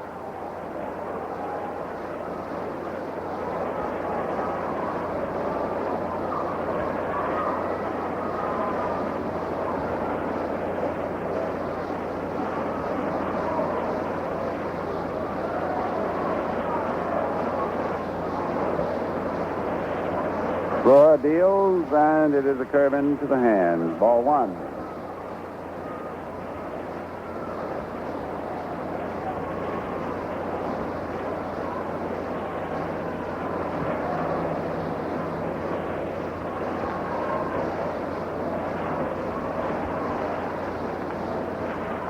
Ground ball hit to Green. The second baseman slips to the shortstop, Mahoney, on to first for the double play. So the Red Sox get out of it. That was 4-6 to 3. And the Yankees got a run. On a hit, there was an error. The run was earned. So at the end of 6 out here at the big ballpark, 3 runs, 4 hits, and 2 errors for New York. 2 runs, 9 hits, and 1 error for Boston. If you want to hear real music to your ears, visit your nearest Atlantic dealer and fill up with Atlantic Imperial. You'll like the difference. The sound of knock-free power that saves you money. The full, smooth sound of a gasoline perfectly balanced to provide your car with today's best combination of power and economy. Yes, new Atlantic Imperial gives you knock-free performance when you press down hard on the accelerator for passing, and even more important, in high-compression engines, when you press down just partway to maintain cruising speed. That means maximum economy. So visit your Atlantic dealer today. Try new Atlantic Imperial gasoline. And listen, you'll like the difference. The sound of knock-free power that saves you money.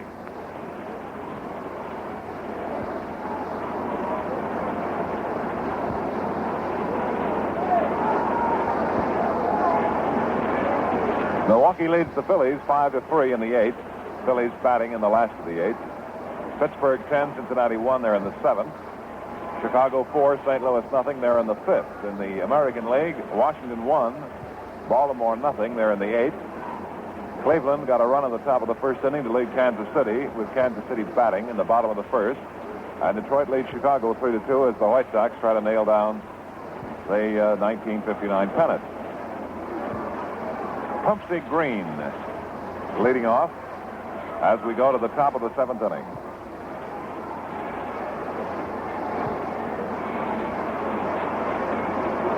Big Don Larson on the mound, and the first pitch comes in high, ball 1. Curley pitched the first 4 innings, pulled the hamstring muscle in his left leg running the bases, and Larson came out of the bullpen for the start of the 5th. His ball game to win or lose. Green hits a foul ball back of his manager, who is the third base coacher. 1-1.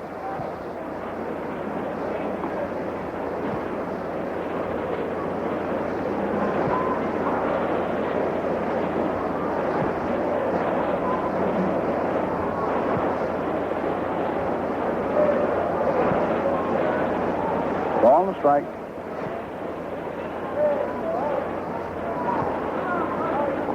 Curve, low inside, ball 2.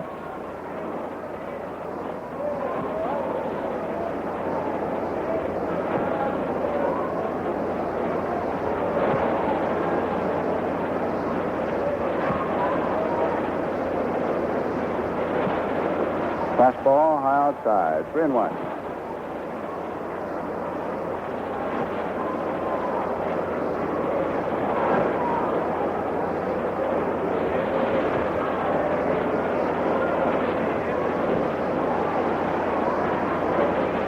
Ball 4, and that puts the tying run on to start the 7th.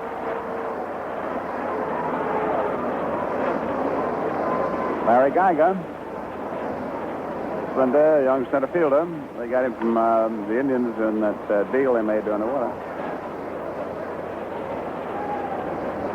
He came along with Wirtz and Pearsall, went to Cleveland.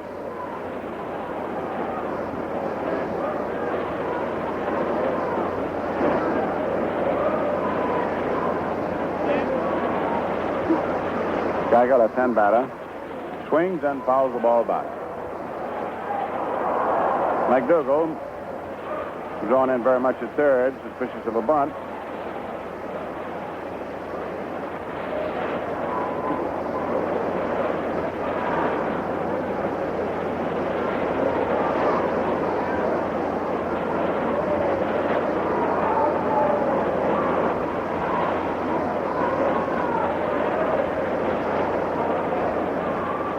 Boston in position, delivers. Geiger takes a strike.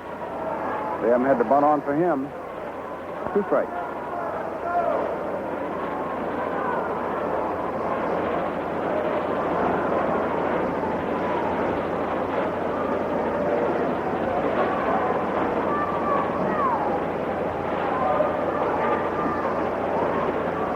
Fastball outside, 1-2. Green, who runs well, is at first base.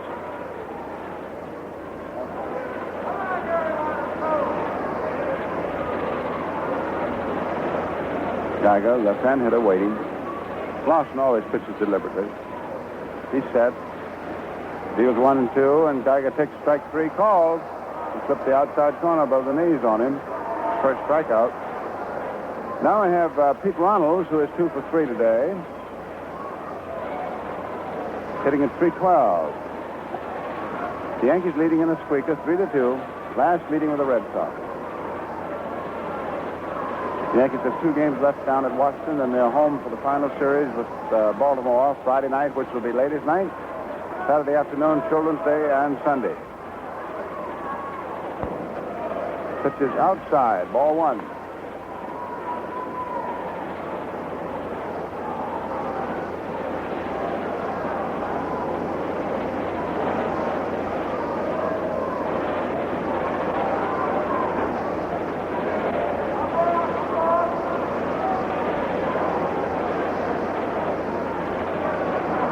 Ronald's in that severe crouch of his. Lawson steps off. He's watching the runner. Don is never in any hurry. He's going to have everything just right. Ready again. Delivers a fastball outside. Ball 2.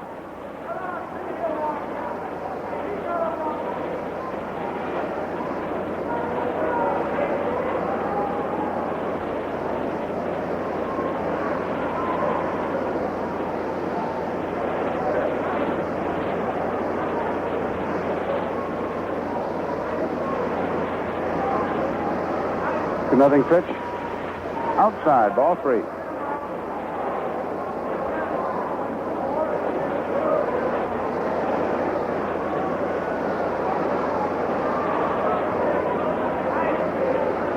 Three and on, 1 down.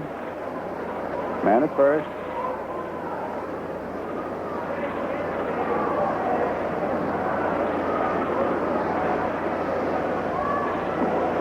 Ball 4. Fastball that is wide. So, in walking Ronald, this pushes Green, who earlier was walked here in the 7th, down to 2nd. Runners at first and second, and Gene Stevens, who has 2 singles. 2 for 3. Hitting .280.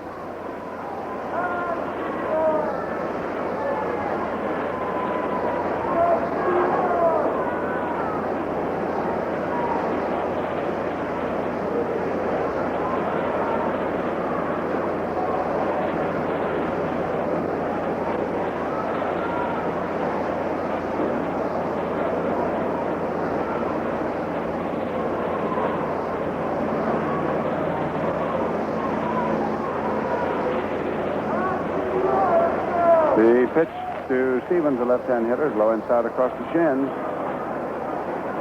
Ball 1. Stengel has a man getting hot down in his bullpen, of course.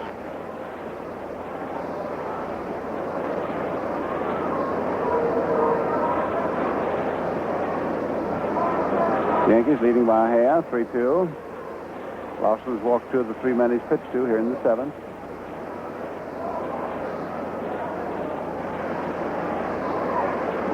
Curve, low inside, ball 2. 2-0.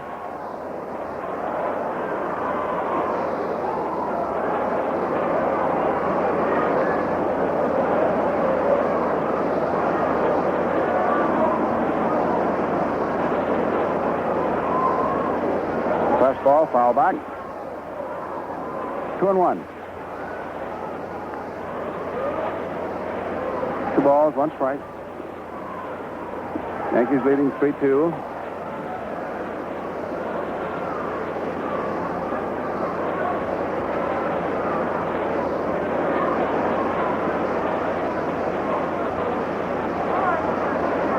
fella deals. Stevens fouls this one back.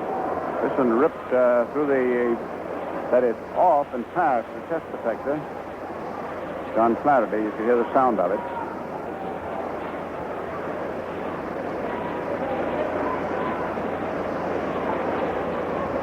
Two balls, two strikes.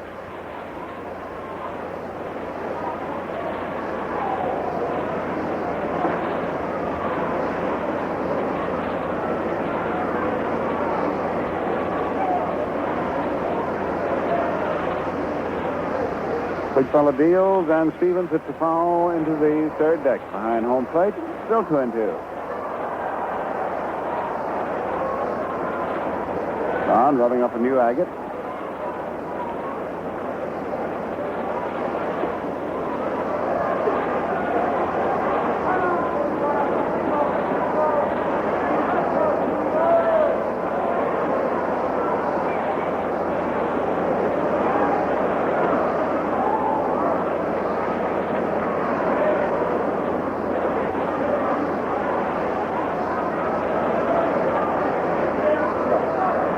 Stevens, Crouch, swings, and it's a base hit inside first base down in the corner.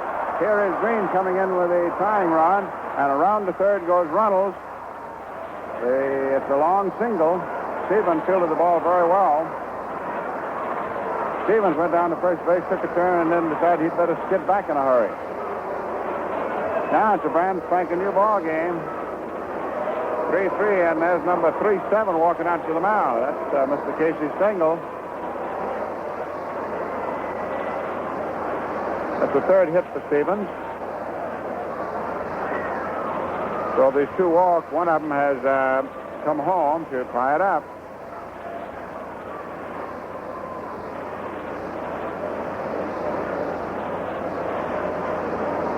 Casey hasn't given a sign yet. He's looking out toward his bullpen.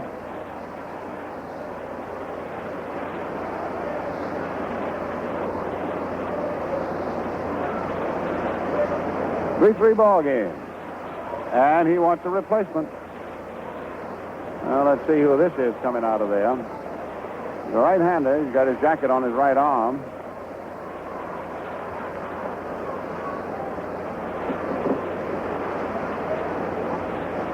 It is Duke Moss. Mr. Moss is the fireman. Boston pitched 2 1/3 innings. If Moss can get the side out without any scoring, well, that gets Lawson off the hook. Otherwise, Don is responsible for the two men who are now on. Either or both score, and it'll be charged to him. As Moss gets ready, he'll have to pitch to Jensen, who's the big runs batted in fella. Stevens at first is at 3 yesterday. Runnels is at third. This is the top of the 7th. It is a 3-3 tie. Duke is getting to the mound, and Lawson is vacating it. Stengel remains out there to say something to Moss and to Berra. And let's say something to the effect that we'll pause for station identification.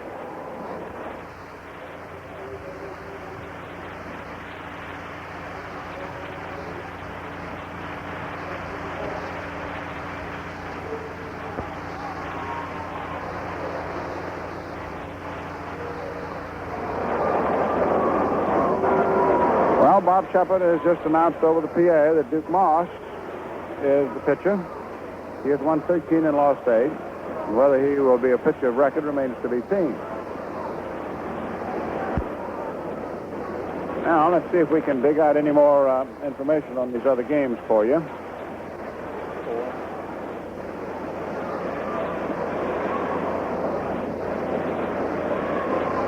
At the end of an inning, Cleveland at Kansas City, it is 1-0 in favor of Cleveland on a Minoso home run.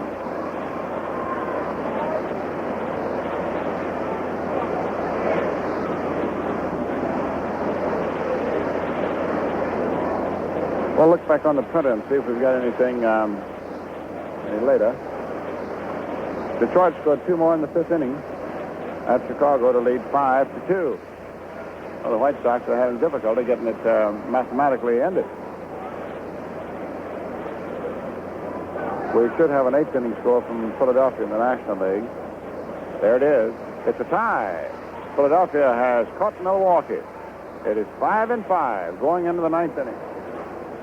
Boom. 5-5. All right, here's Jensen up. Moss is ready to pitch. This ball game is tied now for the second time. Currently it's 3-3. Reynolds is at third base. Stevens just got his third hit and tied it up as at first. Jensen 1 for 3. Takes low. Ball 1. Moss has won 13 and lost 8. He's been both a reliever and a starter, but primarily a starter. Jensen batting .269.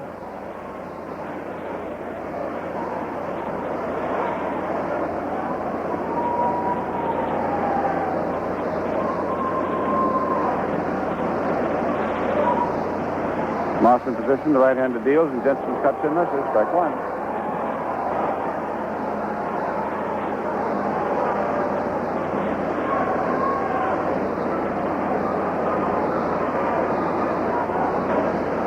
Well, when Baltimore comes in for the finale series this weekend, it'll be ladies' night Friday.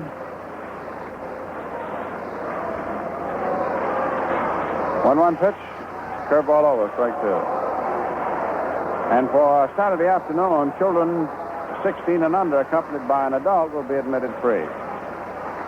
Also on Saturday, there will be field events to entertain the youngsters.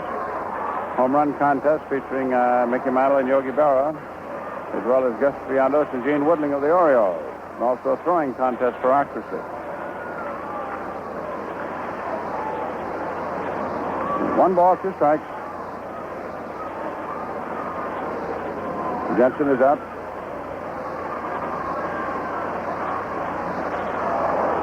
High foul ball. Berra comes chasing back.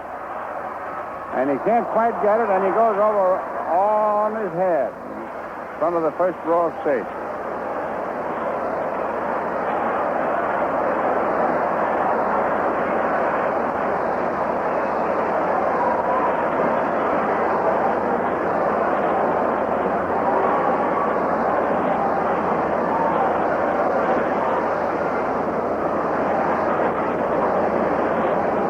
One ball, 2 strikes.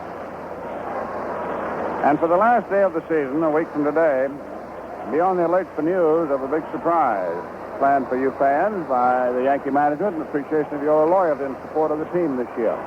All right, Jensen up, 3-3 ball game, runners at first and third. 1 out.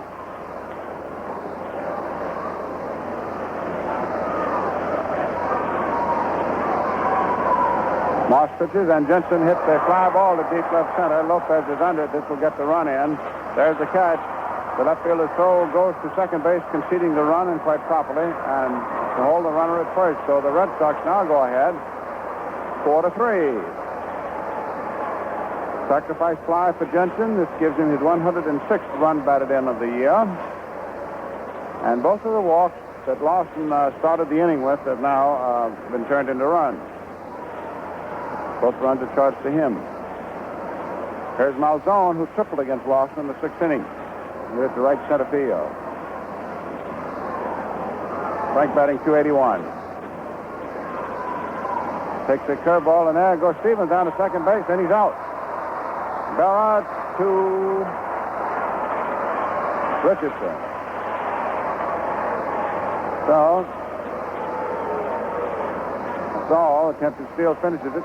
2 runs on 1 hit. There was nobody left. There were no errors. Score end of 6.5. Boston 4 and New York 3. Listen.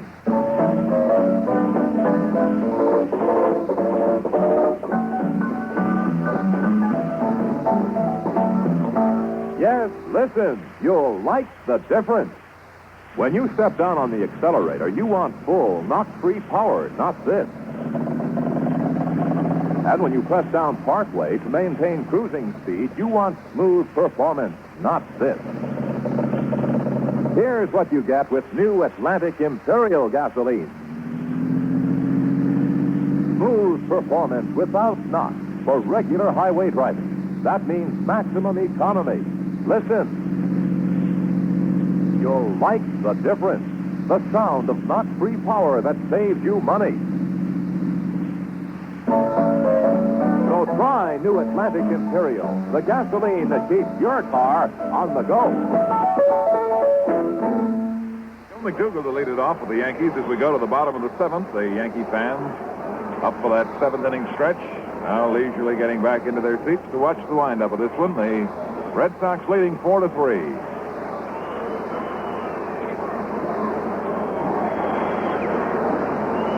The paid attendance this afternoon is 17,199, which pushes the Yankees now 1,500,000 and a little better than 18,000.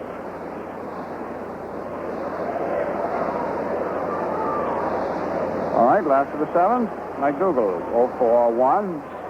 It's the first time now that Tommy Brewer has had a lead to work on. He was even with Turley, then he was 2-2 with Turley, then he was 2-2 with Lawson, and he was behind 3-2 with Lawson, and now he's ahead 4-3. Curveball outside, ball one.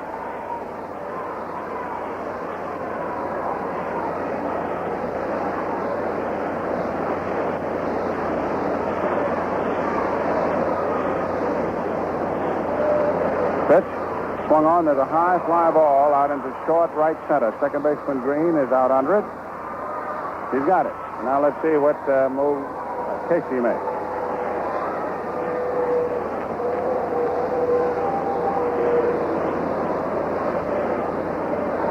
His man hasn't come out of the dugout yet.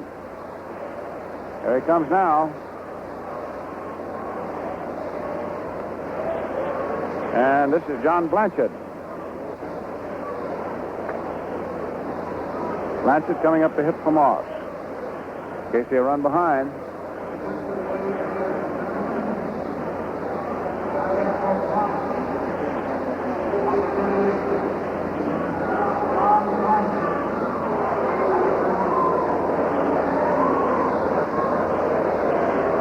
So the Yankees will call on a fourth man, eighth inning. Blanchard hitting 167. He's had little opportunity this year. And no opportunity to play with any regularity. All right, 4-3 Boston. Blanchard, a left-hand hitter. Right-hander Brewer pitches, and it's a fastball high inside, and Blanchard drops.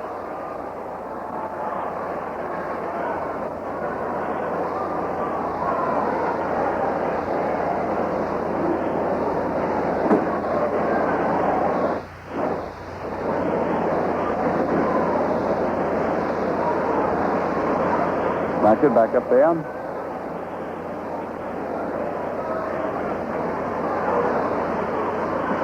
Curveball. The bulletin on the board is about Duran. The bulletin says Duran broke right wrist when he tripped yesterday. That's his pitching wrist, too. Curveball is inside ball, too.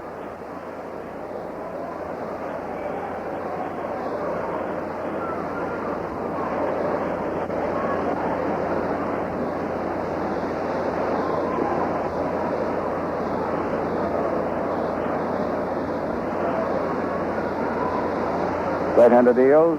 Fastball high outside. 3-1.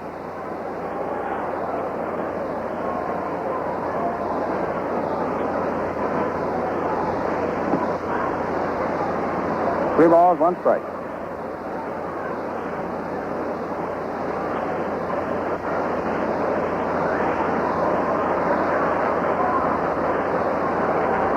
Brewer double pumping. Fastball high outside, ball four. And Blanchard is on, base on ball, and then that puts the tying run at first. And manager Jurgis is out of the Red Sox dugout and on his way to the mound. Now, he has not been out there before, so he's free to go out and check with him, or he may be wishing to make a change. Chance goes down to first base to run for Blanchard. Little pitcher. There's the announcement on Chance.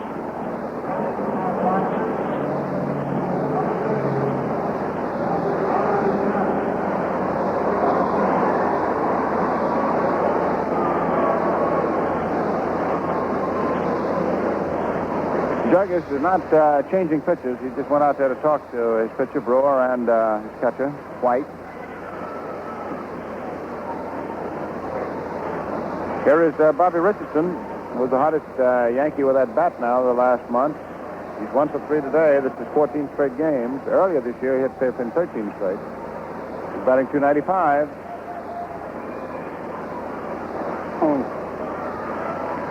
Pitch is low outside. Ball 1.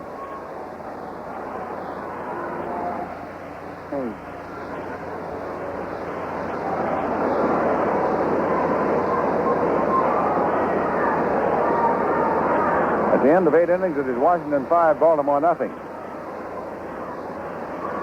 End of 8, Milwaukee 5, Philadelphia 5. Brewer deals, and Richardson bunts at it, doesn't get it. There's a throw down to first, and Chance just does get back. Boy, he almost was step off too much. All right, 4-3 Boston.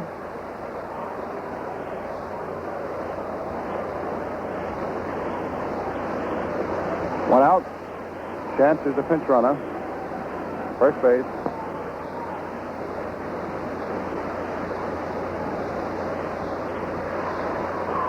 Bobby hits the ball into right center field. It's a base hit, and it is going through for extra bases.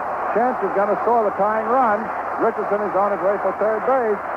There is a relay. Bobby slides, and he is safe with a triple.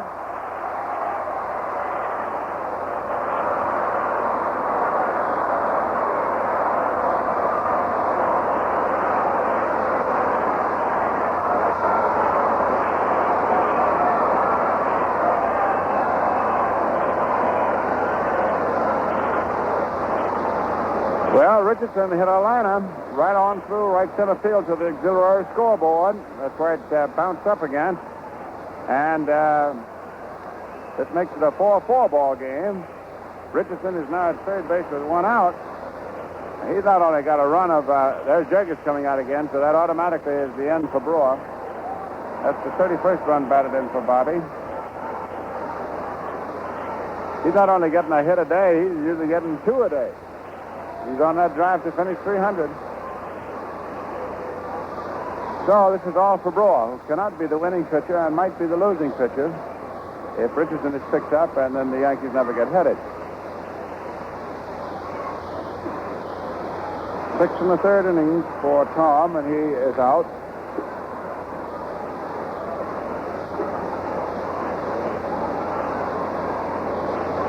Jurgis is motioning for a left-hander out of his bullpen.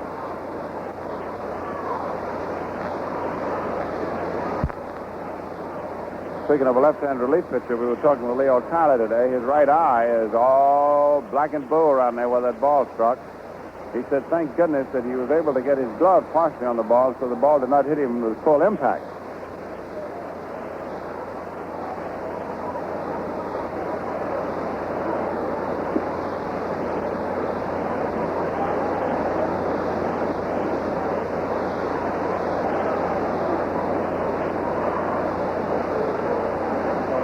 Richardson has become a tremendous ball player this year once he's given his chance. Standing at third, talking with Crizzetti. And the way Crizzetti is motioning down at second, I think Frank was saying something about how Bobby could gain a step as he made his turn there. Well, Frank Ballman, who was the starting and winning pitcher Friday night, coming on. His 26th ball game, he's 6-4. B-A-U-M-A-N-N, Frank Baumann. Left-handed. He one got hit on the ankle, you recall. And Baumann will be pitching to Kubek, then Mantle. A hand for Brewer as he walks away.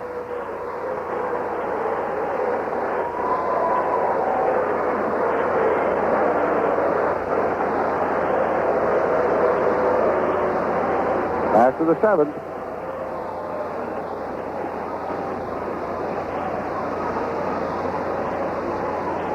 Cubs are really scrambling for it.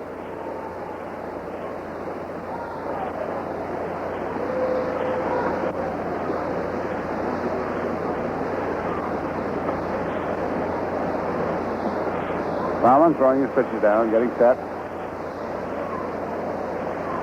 All tied, 4-4.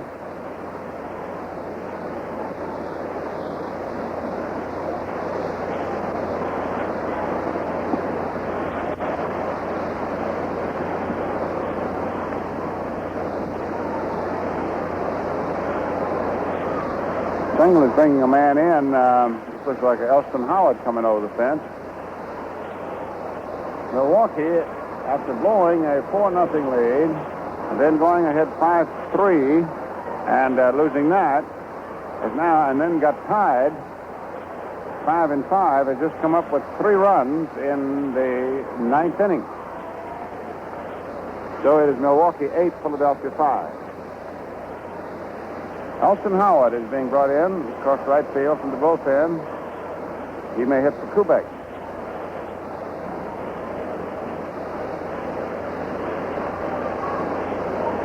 But Bauman, with this delay, is now being permitted more than 8 pitches.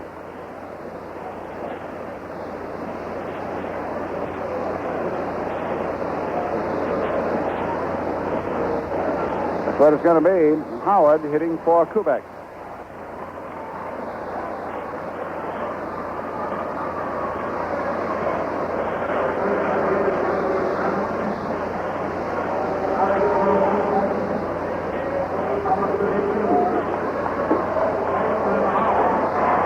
Big hand for Howard. He's hitting 275. Batted in 69 runs. 4-4 ball game, and of course they got to pitch to him. With Mantle on deck, and then Berra. Infield is up. 1 man out. Frank Bauman ready. Richardson off third. Howard hits it a foul and hits it foul into the dirt. Went after a curve.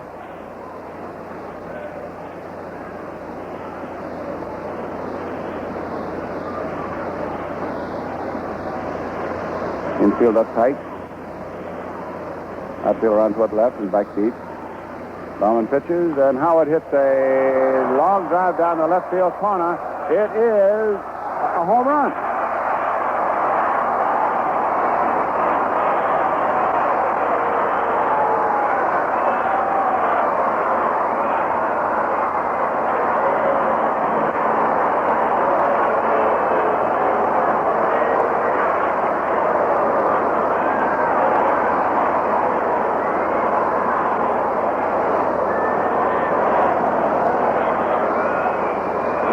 Rather decisive.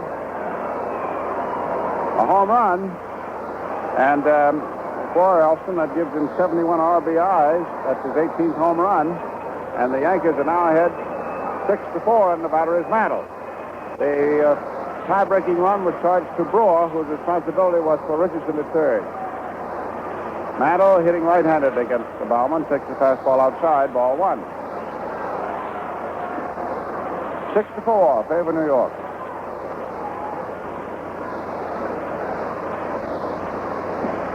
Strike. Fastball above the knees. Howard got the ball, I'd say 5 feet fair, down the left field corner, in a couple of rows of seats. Mantle takes a good curve for call strike 2. It is over at Washington, and the Senators beat the Orioles 5-0.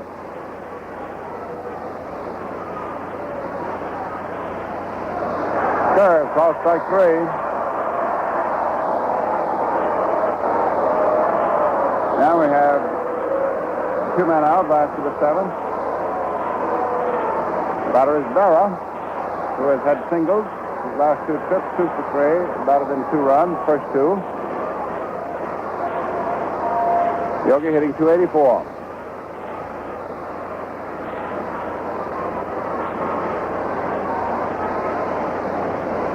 It is over at Philadelphia. Milwaukee wins a very important ball game, 8-5, but they sure did have to work for it.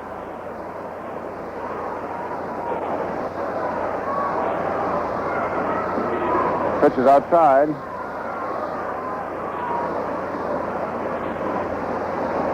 Ball 1.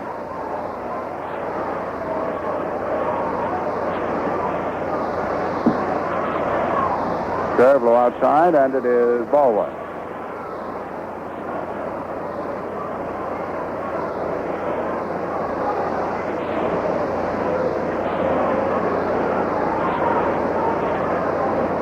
The Braves have been moving. Right now, with Milwaukee having won, you've got a three-way exact tie for first place. Exact. Wouldn't that be 7-5 finish in a three-way tie? Curve over for a strike, 2-1. However, later this afternoon on the coast, with both Los Angeles and San Francisco knowing that Milwaukee has won, that it is a three-way tie, those two ball clubs play for it. One of them has got to get hurt. The other's got to go in first place. Berra fouls it off. 2-2.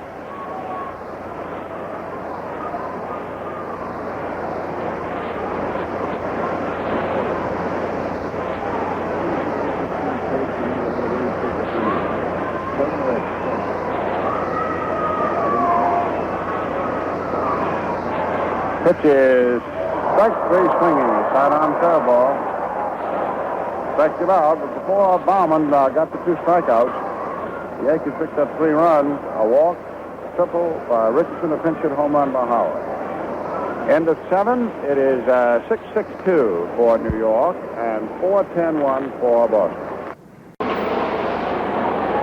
Jim Coates is coming on to try to hold on to the 2-run lead that the Yankees picked up in the 7th inning, thanks to the 2-run homer by Elston Howard.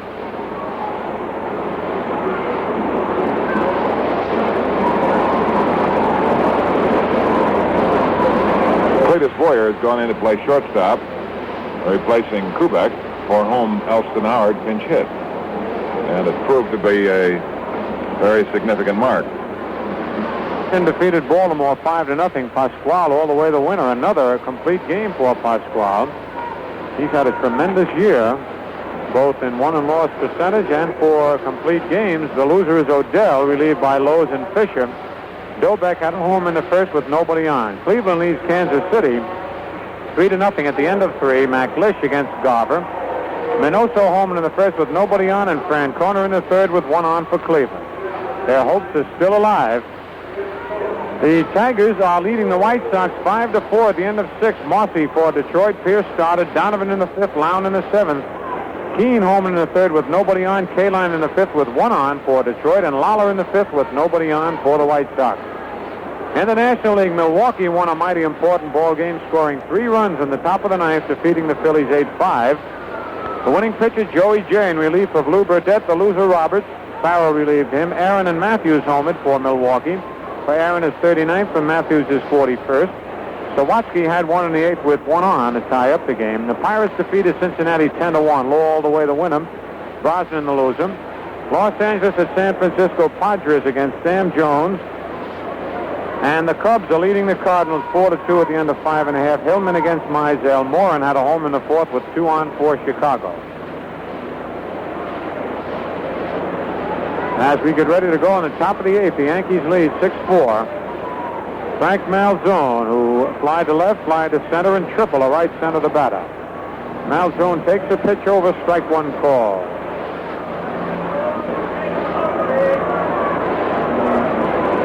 Coates is making his 35th appearance of the year. He's won 6 and lost 1. Malzone batting .281. Pitch is fouled. Back in the mezzanine, out of play.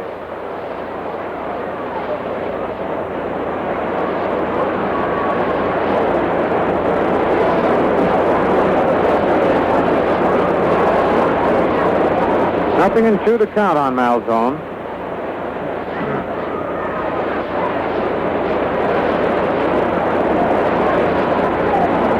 Fastball pop foul in the upper deck, out of play.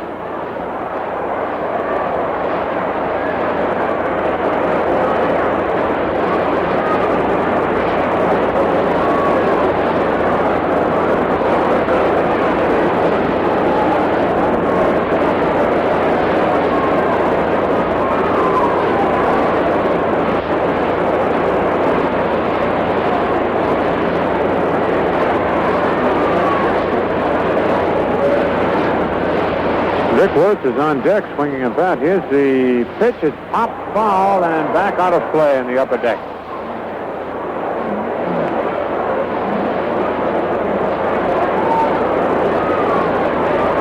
Nothing in 2 the count on Frank Malzone.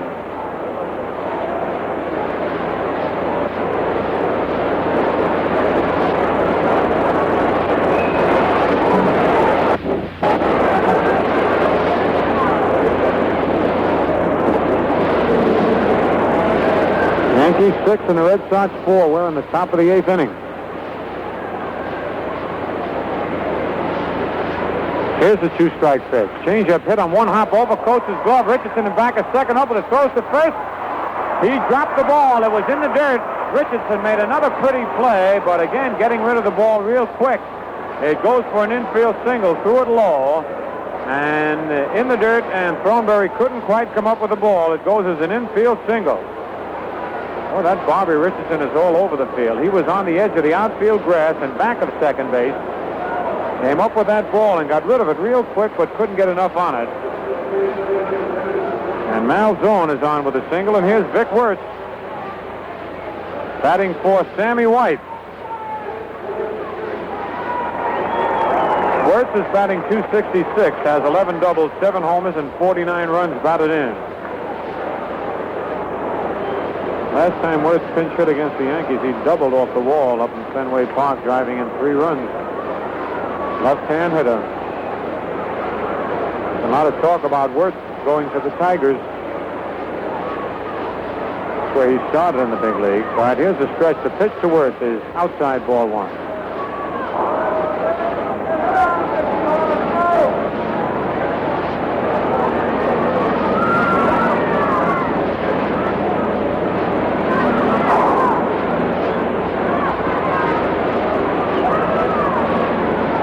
Coach set. Let's put the runner at first. Fastball low, ball 2, 2-0.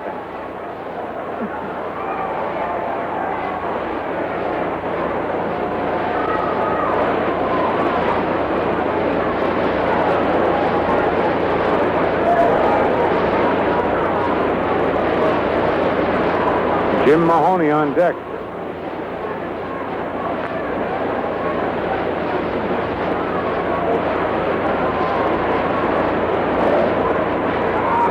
Thornberry playing in back of the runner at first. The pitch to Wirtz is a strike called on the outside corner. 2-1 the count. Ted Williams made what could have been his last appearance as an active player in a pinch hitting role. Was walked intentionally. All right, the stretch. Pitch is a ground ball. Base hit past Richardson into center. Malzone around second, heading for third. And Wirtz holds at first with a pinch hit single. And that is a ball that Bobby almost got to. Got part of his glove on it, but it was hit like a bullet. He couldn't hold it. Runners at first and third. Nobody out. And Marty Keogh is coming out to bat for Jim Mahoney.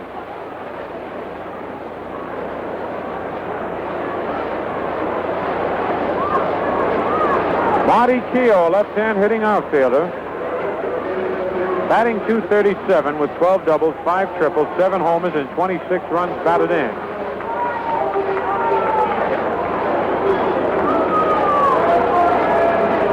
And Bill Monbouquet, a pitcher, is in the run for Vic Wirtz. So the pinch hitters and pinch runners are coming thick and fast, as are the relief pitchers in the ball game. Runners at first and third, nobody out. The infield back. The stretch and the pitch to Keogh is pop foul back in the upper deck, strike 1. The Yankees 6, the Red Sox 4. This lead has changed 1, 2, 3, 4 times. The lead has changed. First the Yankees.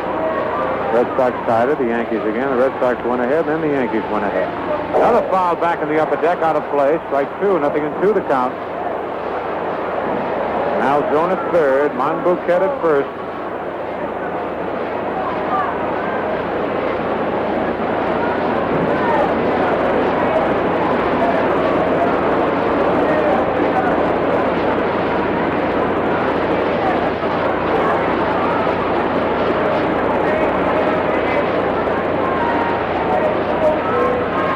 right, Coach ready. Check the sign with Yogi. Here's the stretch. Pitch is high inside, ball one.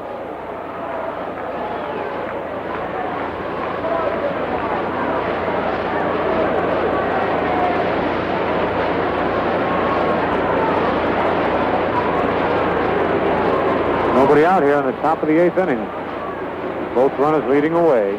Fastball is popped foul back in the upper deck. 3 in a row, almost in the same spot.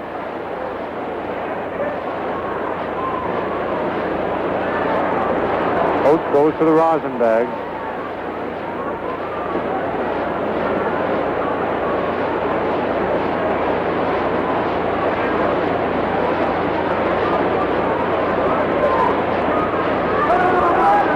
One ball, 2 strikes. Here's the stretch position by Coach. Pitch is pop foul. Off the top of the upper deck, going down below this time. Hill getting underneath those fastballs thrown by Coach.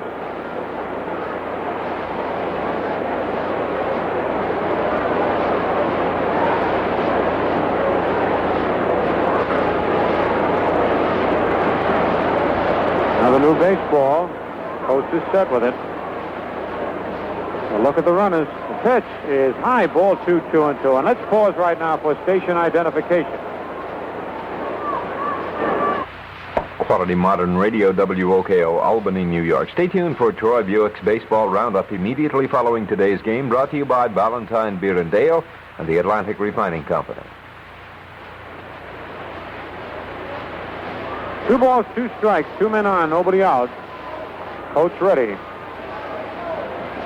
His pitch is pop foul and back out of play again. A lot of foul balls hit today, and as we told you earlier, it's tough to pick up that ball from the pitcher.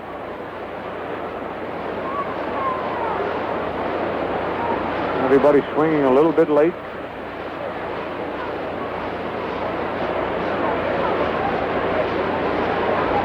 Coach changes baseballs.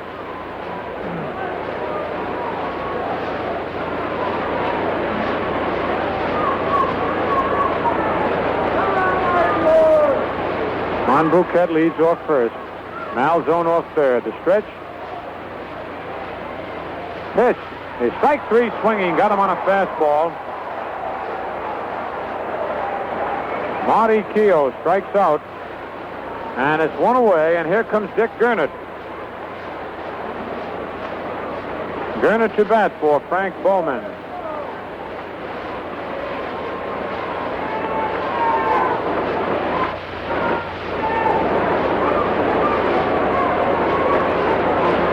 Dick batting .259, has 14 doubles, 1 triple, 11 homers, and 41 runs batted in.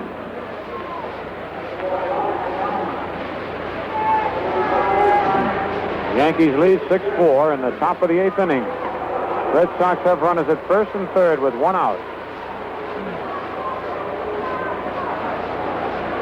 Milwaukee won their ball game 8-5, and they'll go ahead of either the Dodgers or the Giants. Whoever loses that game, as Milwaukee is just half game behind both teams. All right, here's the stretch. Pitch is fouled back out of play. Strike 1.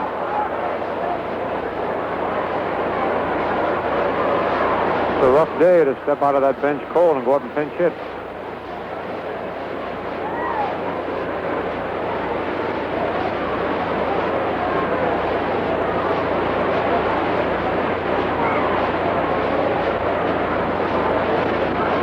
Here's the 1-strike pitch. It's strike 2, a swing and a miss on an inside fastball. On deck, Pumpsy Green.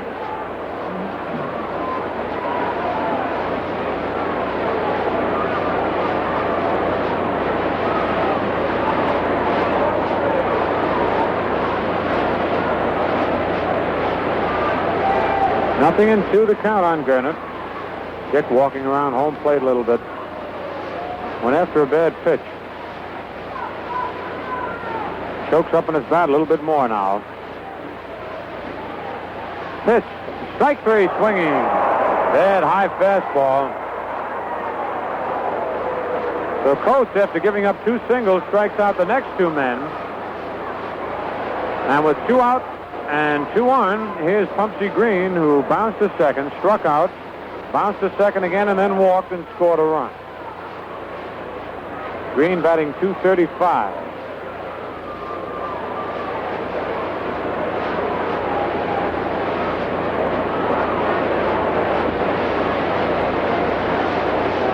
Red Sox needing 2 to tie, 3 to go ahead. Runners lead off first and third. Pitch to Green is a little bit high, ball 1. On deck, Gary Geiger.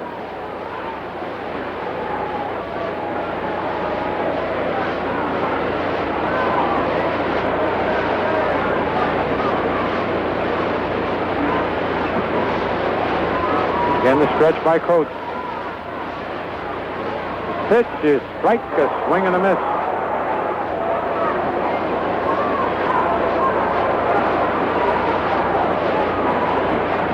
One and one the count.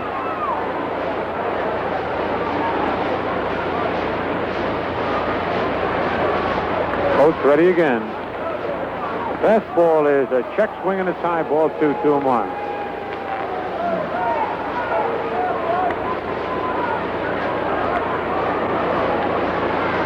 Two balls, 1 strike, 2 out, and 2 on.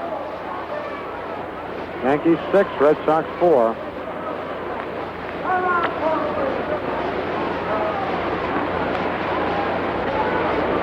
Outfield not too deep on Green. Chokes up on that bat. Pitch is strike 2, a swing and a miss. 2 balls, 2 strikes, 2 out, and 2 on.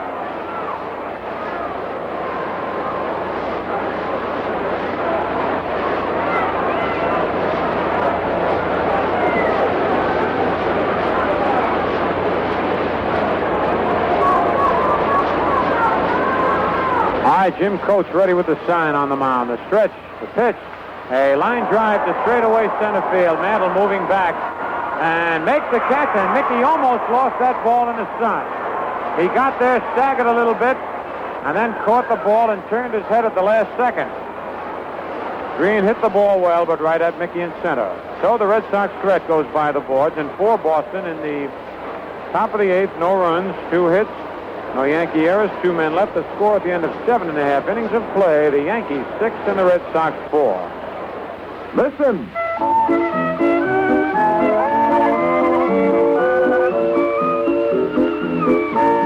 You'll like the difference. Here's engine knock. It can happen when you step down on the accelerator for full power. But knock can also happen when you press down Parkway to maintain cruising speed. Now, with new Atlantic Imperial gasoline, listen. Smooth, knock-free power for full acceleration and for regular highway driving. 4 miles per gallon for top economy. Yes, here's the sound of knock-free power that saves you money. Listen. You'll like the difference. Try new Atlantic Imperial gasoline to keep your car on the go.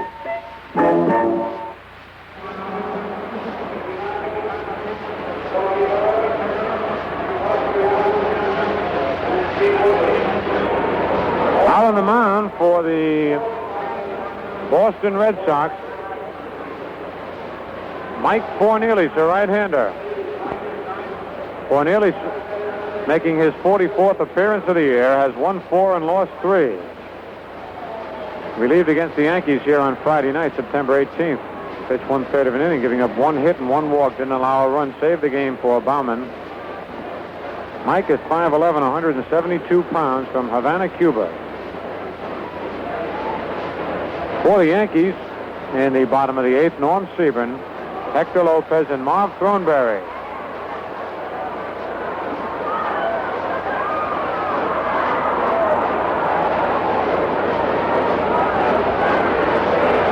Pete Daly is catching for the Red Sox.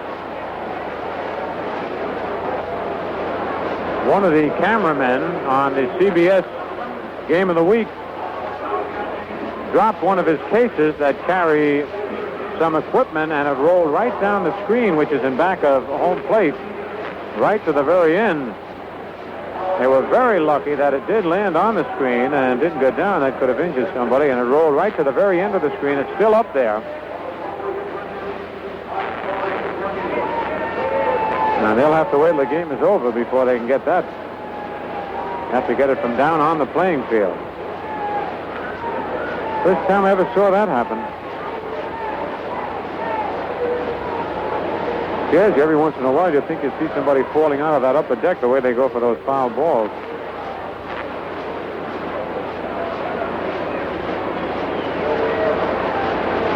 All right, we're ready to go. Fornelli's ready on the mound. New battery. Mike Fornelli's pitching. Pete Daly catching. First pitch to Sebring is a curve that's a little bit high, ball one. Norm batting .270. Fly to center, bounce to second. And hit a sacrifice fly deep to left field. Actually, it was left center. Gene Stevens made a spectacular catch, hauling in the ball, but Mantle scored from third base easily.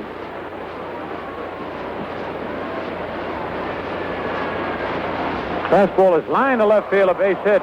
Stevens to his right, backhands the ball. Sebring around first, starts for second, then comes back as Stevens makes a perfect throw to second base. It's a good thing that Sebring changed his mind, or he'd have been a dead duck.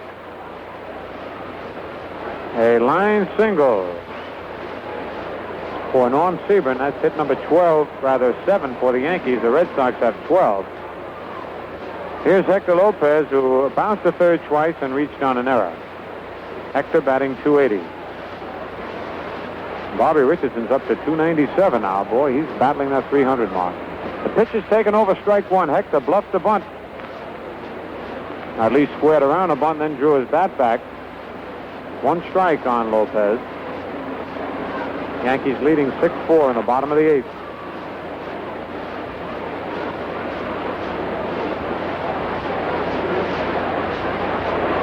Sebring leading off first.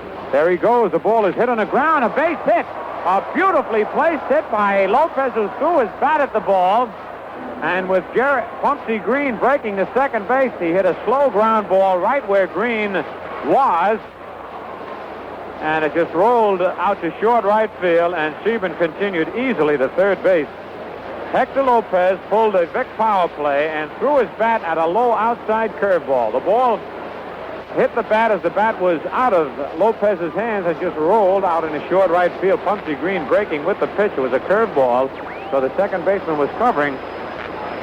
But that is an embarrassing moment for young Mr. Green. Here's Marv Thornberry, who struck out, popped to short, hit into a double play. He swings and misses a fastball, strike one.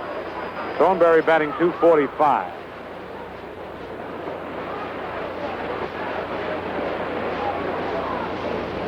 That's quite a play when you got that infield moving. A lot of things can happen.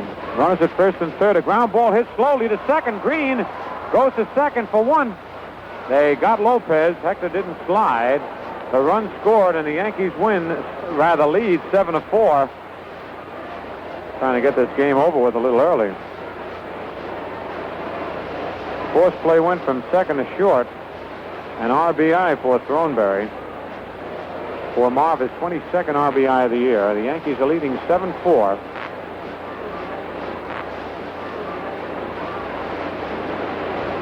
Sebring came on to score his 50th run of the year. And here's Gil Mcdougall. Gil walked, hit to the box, and popped to second. He takes a curve low, ball one. Mcdougall batting .245.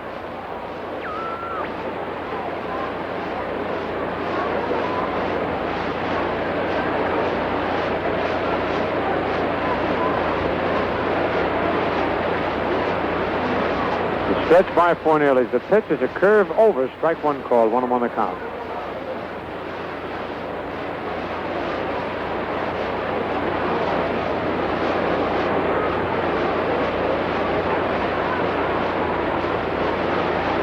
One ball, one strike, one out, one run in.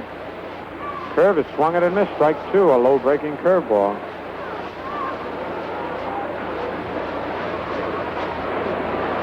Getting near that time of the day, getting a little hungry. Sure wish I was at that Cliffside Elks beefsteak dinner they're having right now. We were all invited up there, but of course we couldn't go with the ball game.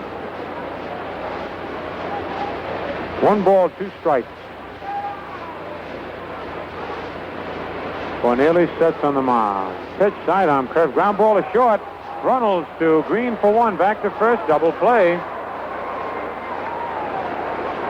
Remember, Pete Runnels broke in as a shortstop with the Washington Senators, and for the Yankees in the bottom of the 8th, 1 run, 2 hits, no Red Sox errors, nobody left to score at the end of 8 full innings.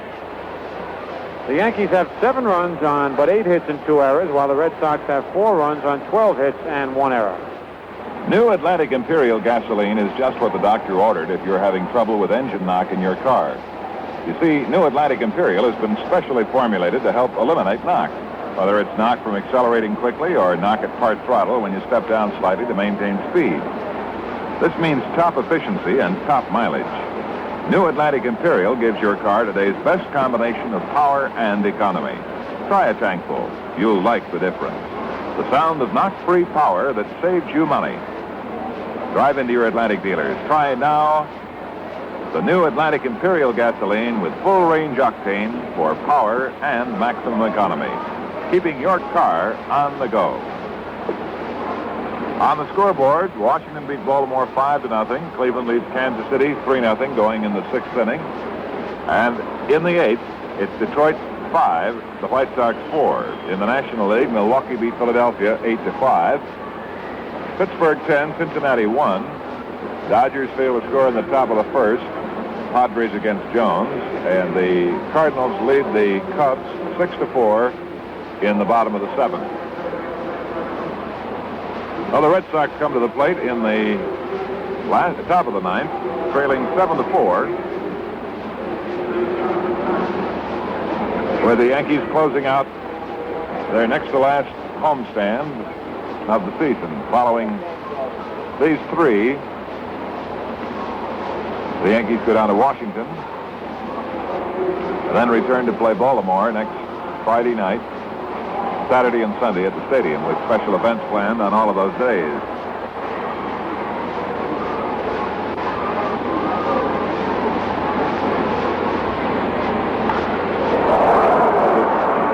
In the air to right field, and Hank Bauer makes the catch,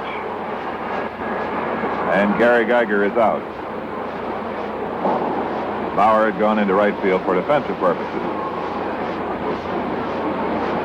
1 away, and here's Pete Runnels. Offensively and defensively, had an RBI and scored a run, 1 base hit, and a sacrifice fly. Here's Pete Runnels, who's 2 for 3, 2 singles, a walk, and a grounder back to the box. Takes a pitch over, strike 1 call. Runnels batting .312. Pete is 3rd in the American League in batting. Left-hand hitter. Takes a pitch below the knees, ball 1-1-1.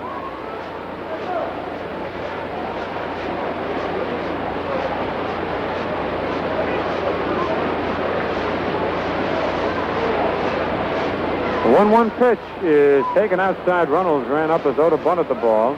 Pitch was way outside. 2-1 the count.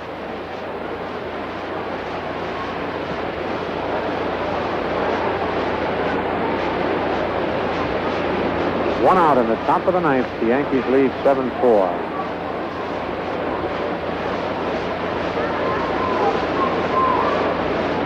Pitch to Runnels is high outside. Ball 3. 3-1.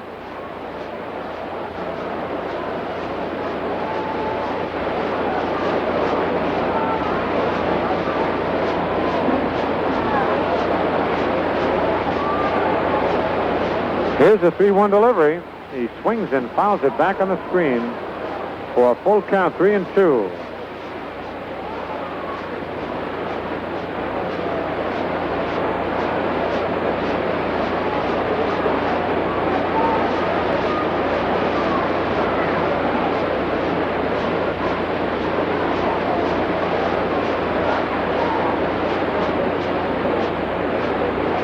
Three balls, 2 strikes, 1 out, nobody on. Pete Runnels facing Jim Coates.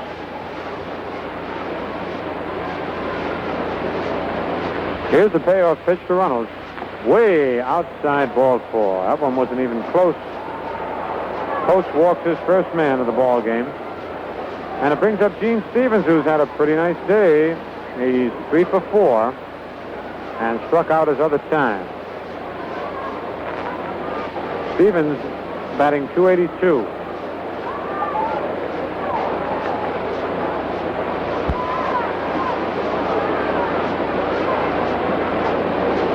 They're not bothering with Runnels at first. Here's the stretch. He's got a big lead. The pitch is outside, ball 1.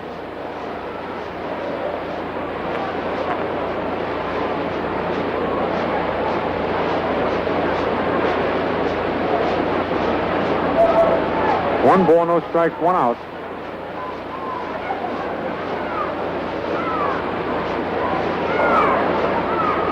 Coach stretches. Delivers a fastball high outside, ball 2, 2-0.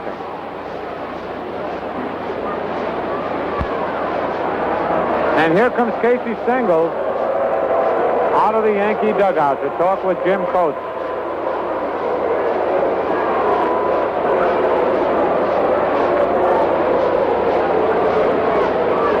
The Yankees scored 2 runs in the 3rd inning. Came back with 1 in the 6th, 3 in the 7th, and 1 in the 8th, while the Red Sox came up with 2 in the 4th and 2 in the 7th. Bobby Richardson is 2 for 4 and is now batting .297. Everybody pulling for little Bobby to reach that 300 mark. All right, Casey comes back to the dugout. Coates remains in the ball game. 2 balls, no strikes on Gene Stevens. Runnels at first with 1 out in the top of the 9th. The Yankees leading 7-4. Pitch is high outside, ball 3.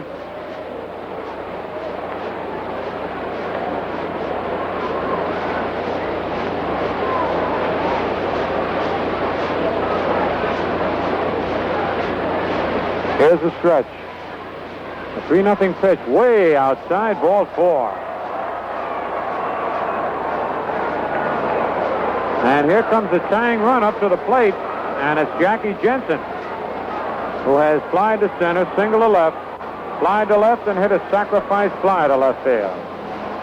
1 for 3 for Jensen, batting .269.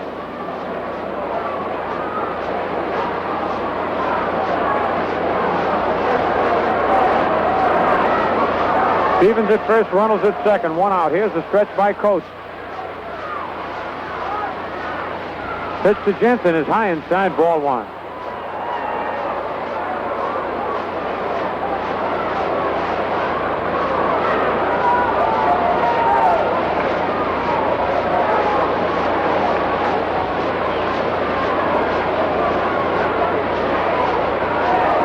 Coates sets again on the mound.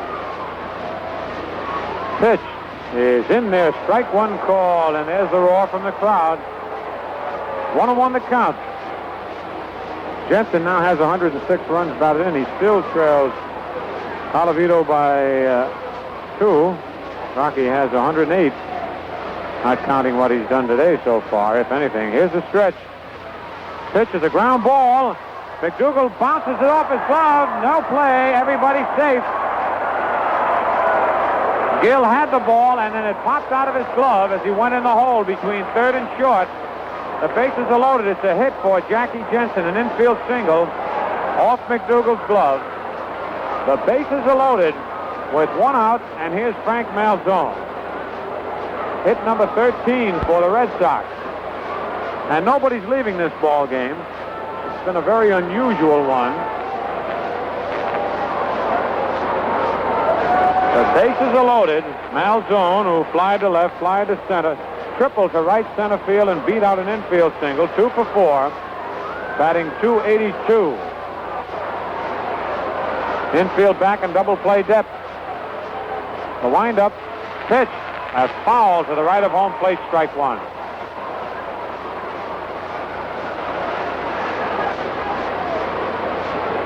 Youngster almost went out on the field trying to get that foul ball that rolled down in front of the lower box seat. 1 strike on Frank Malzone. Coates into the windup. The pitch, low outside, ball 1-1. Thornberry came charging in back of Jensen, but Yogi didn't make a throw. Jensen at first, Stevens at second, and Runnels at third. And on deck, Pete Daly came on and do the catching when Sammy White left the game.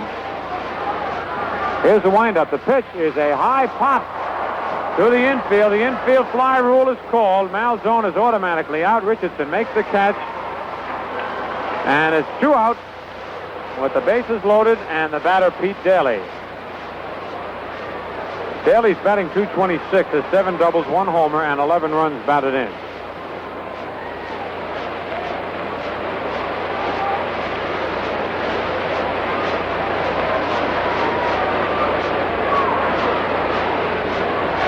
Duke Snyder has just hit a home run in the second inning with nobody on, and the Dodgers are leading 1-0 playing the top of the second inning.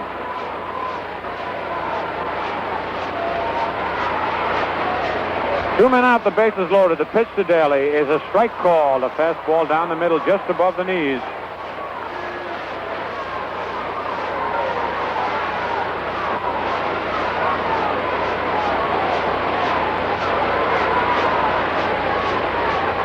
The one-strike pitch is a ground ball to short.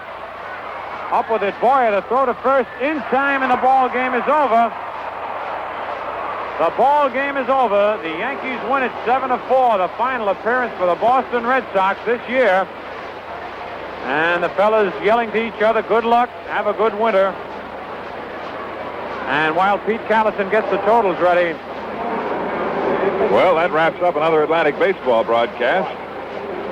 Our next game will be Tuesday night at Washington. All of it sent to you by the Atlantic Refining Company. New York Yankees, 7 runs on just 8 hits, 2 errors, and 12 men left on base. For the Boston Red Sox, 4 runs on 13 hits, 1 error,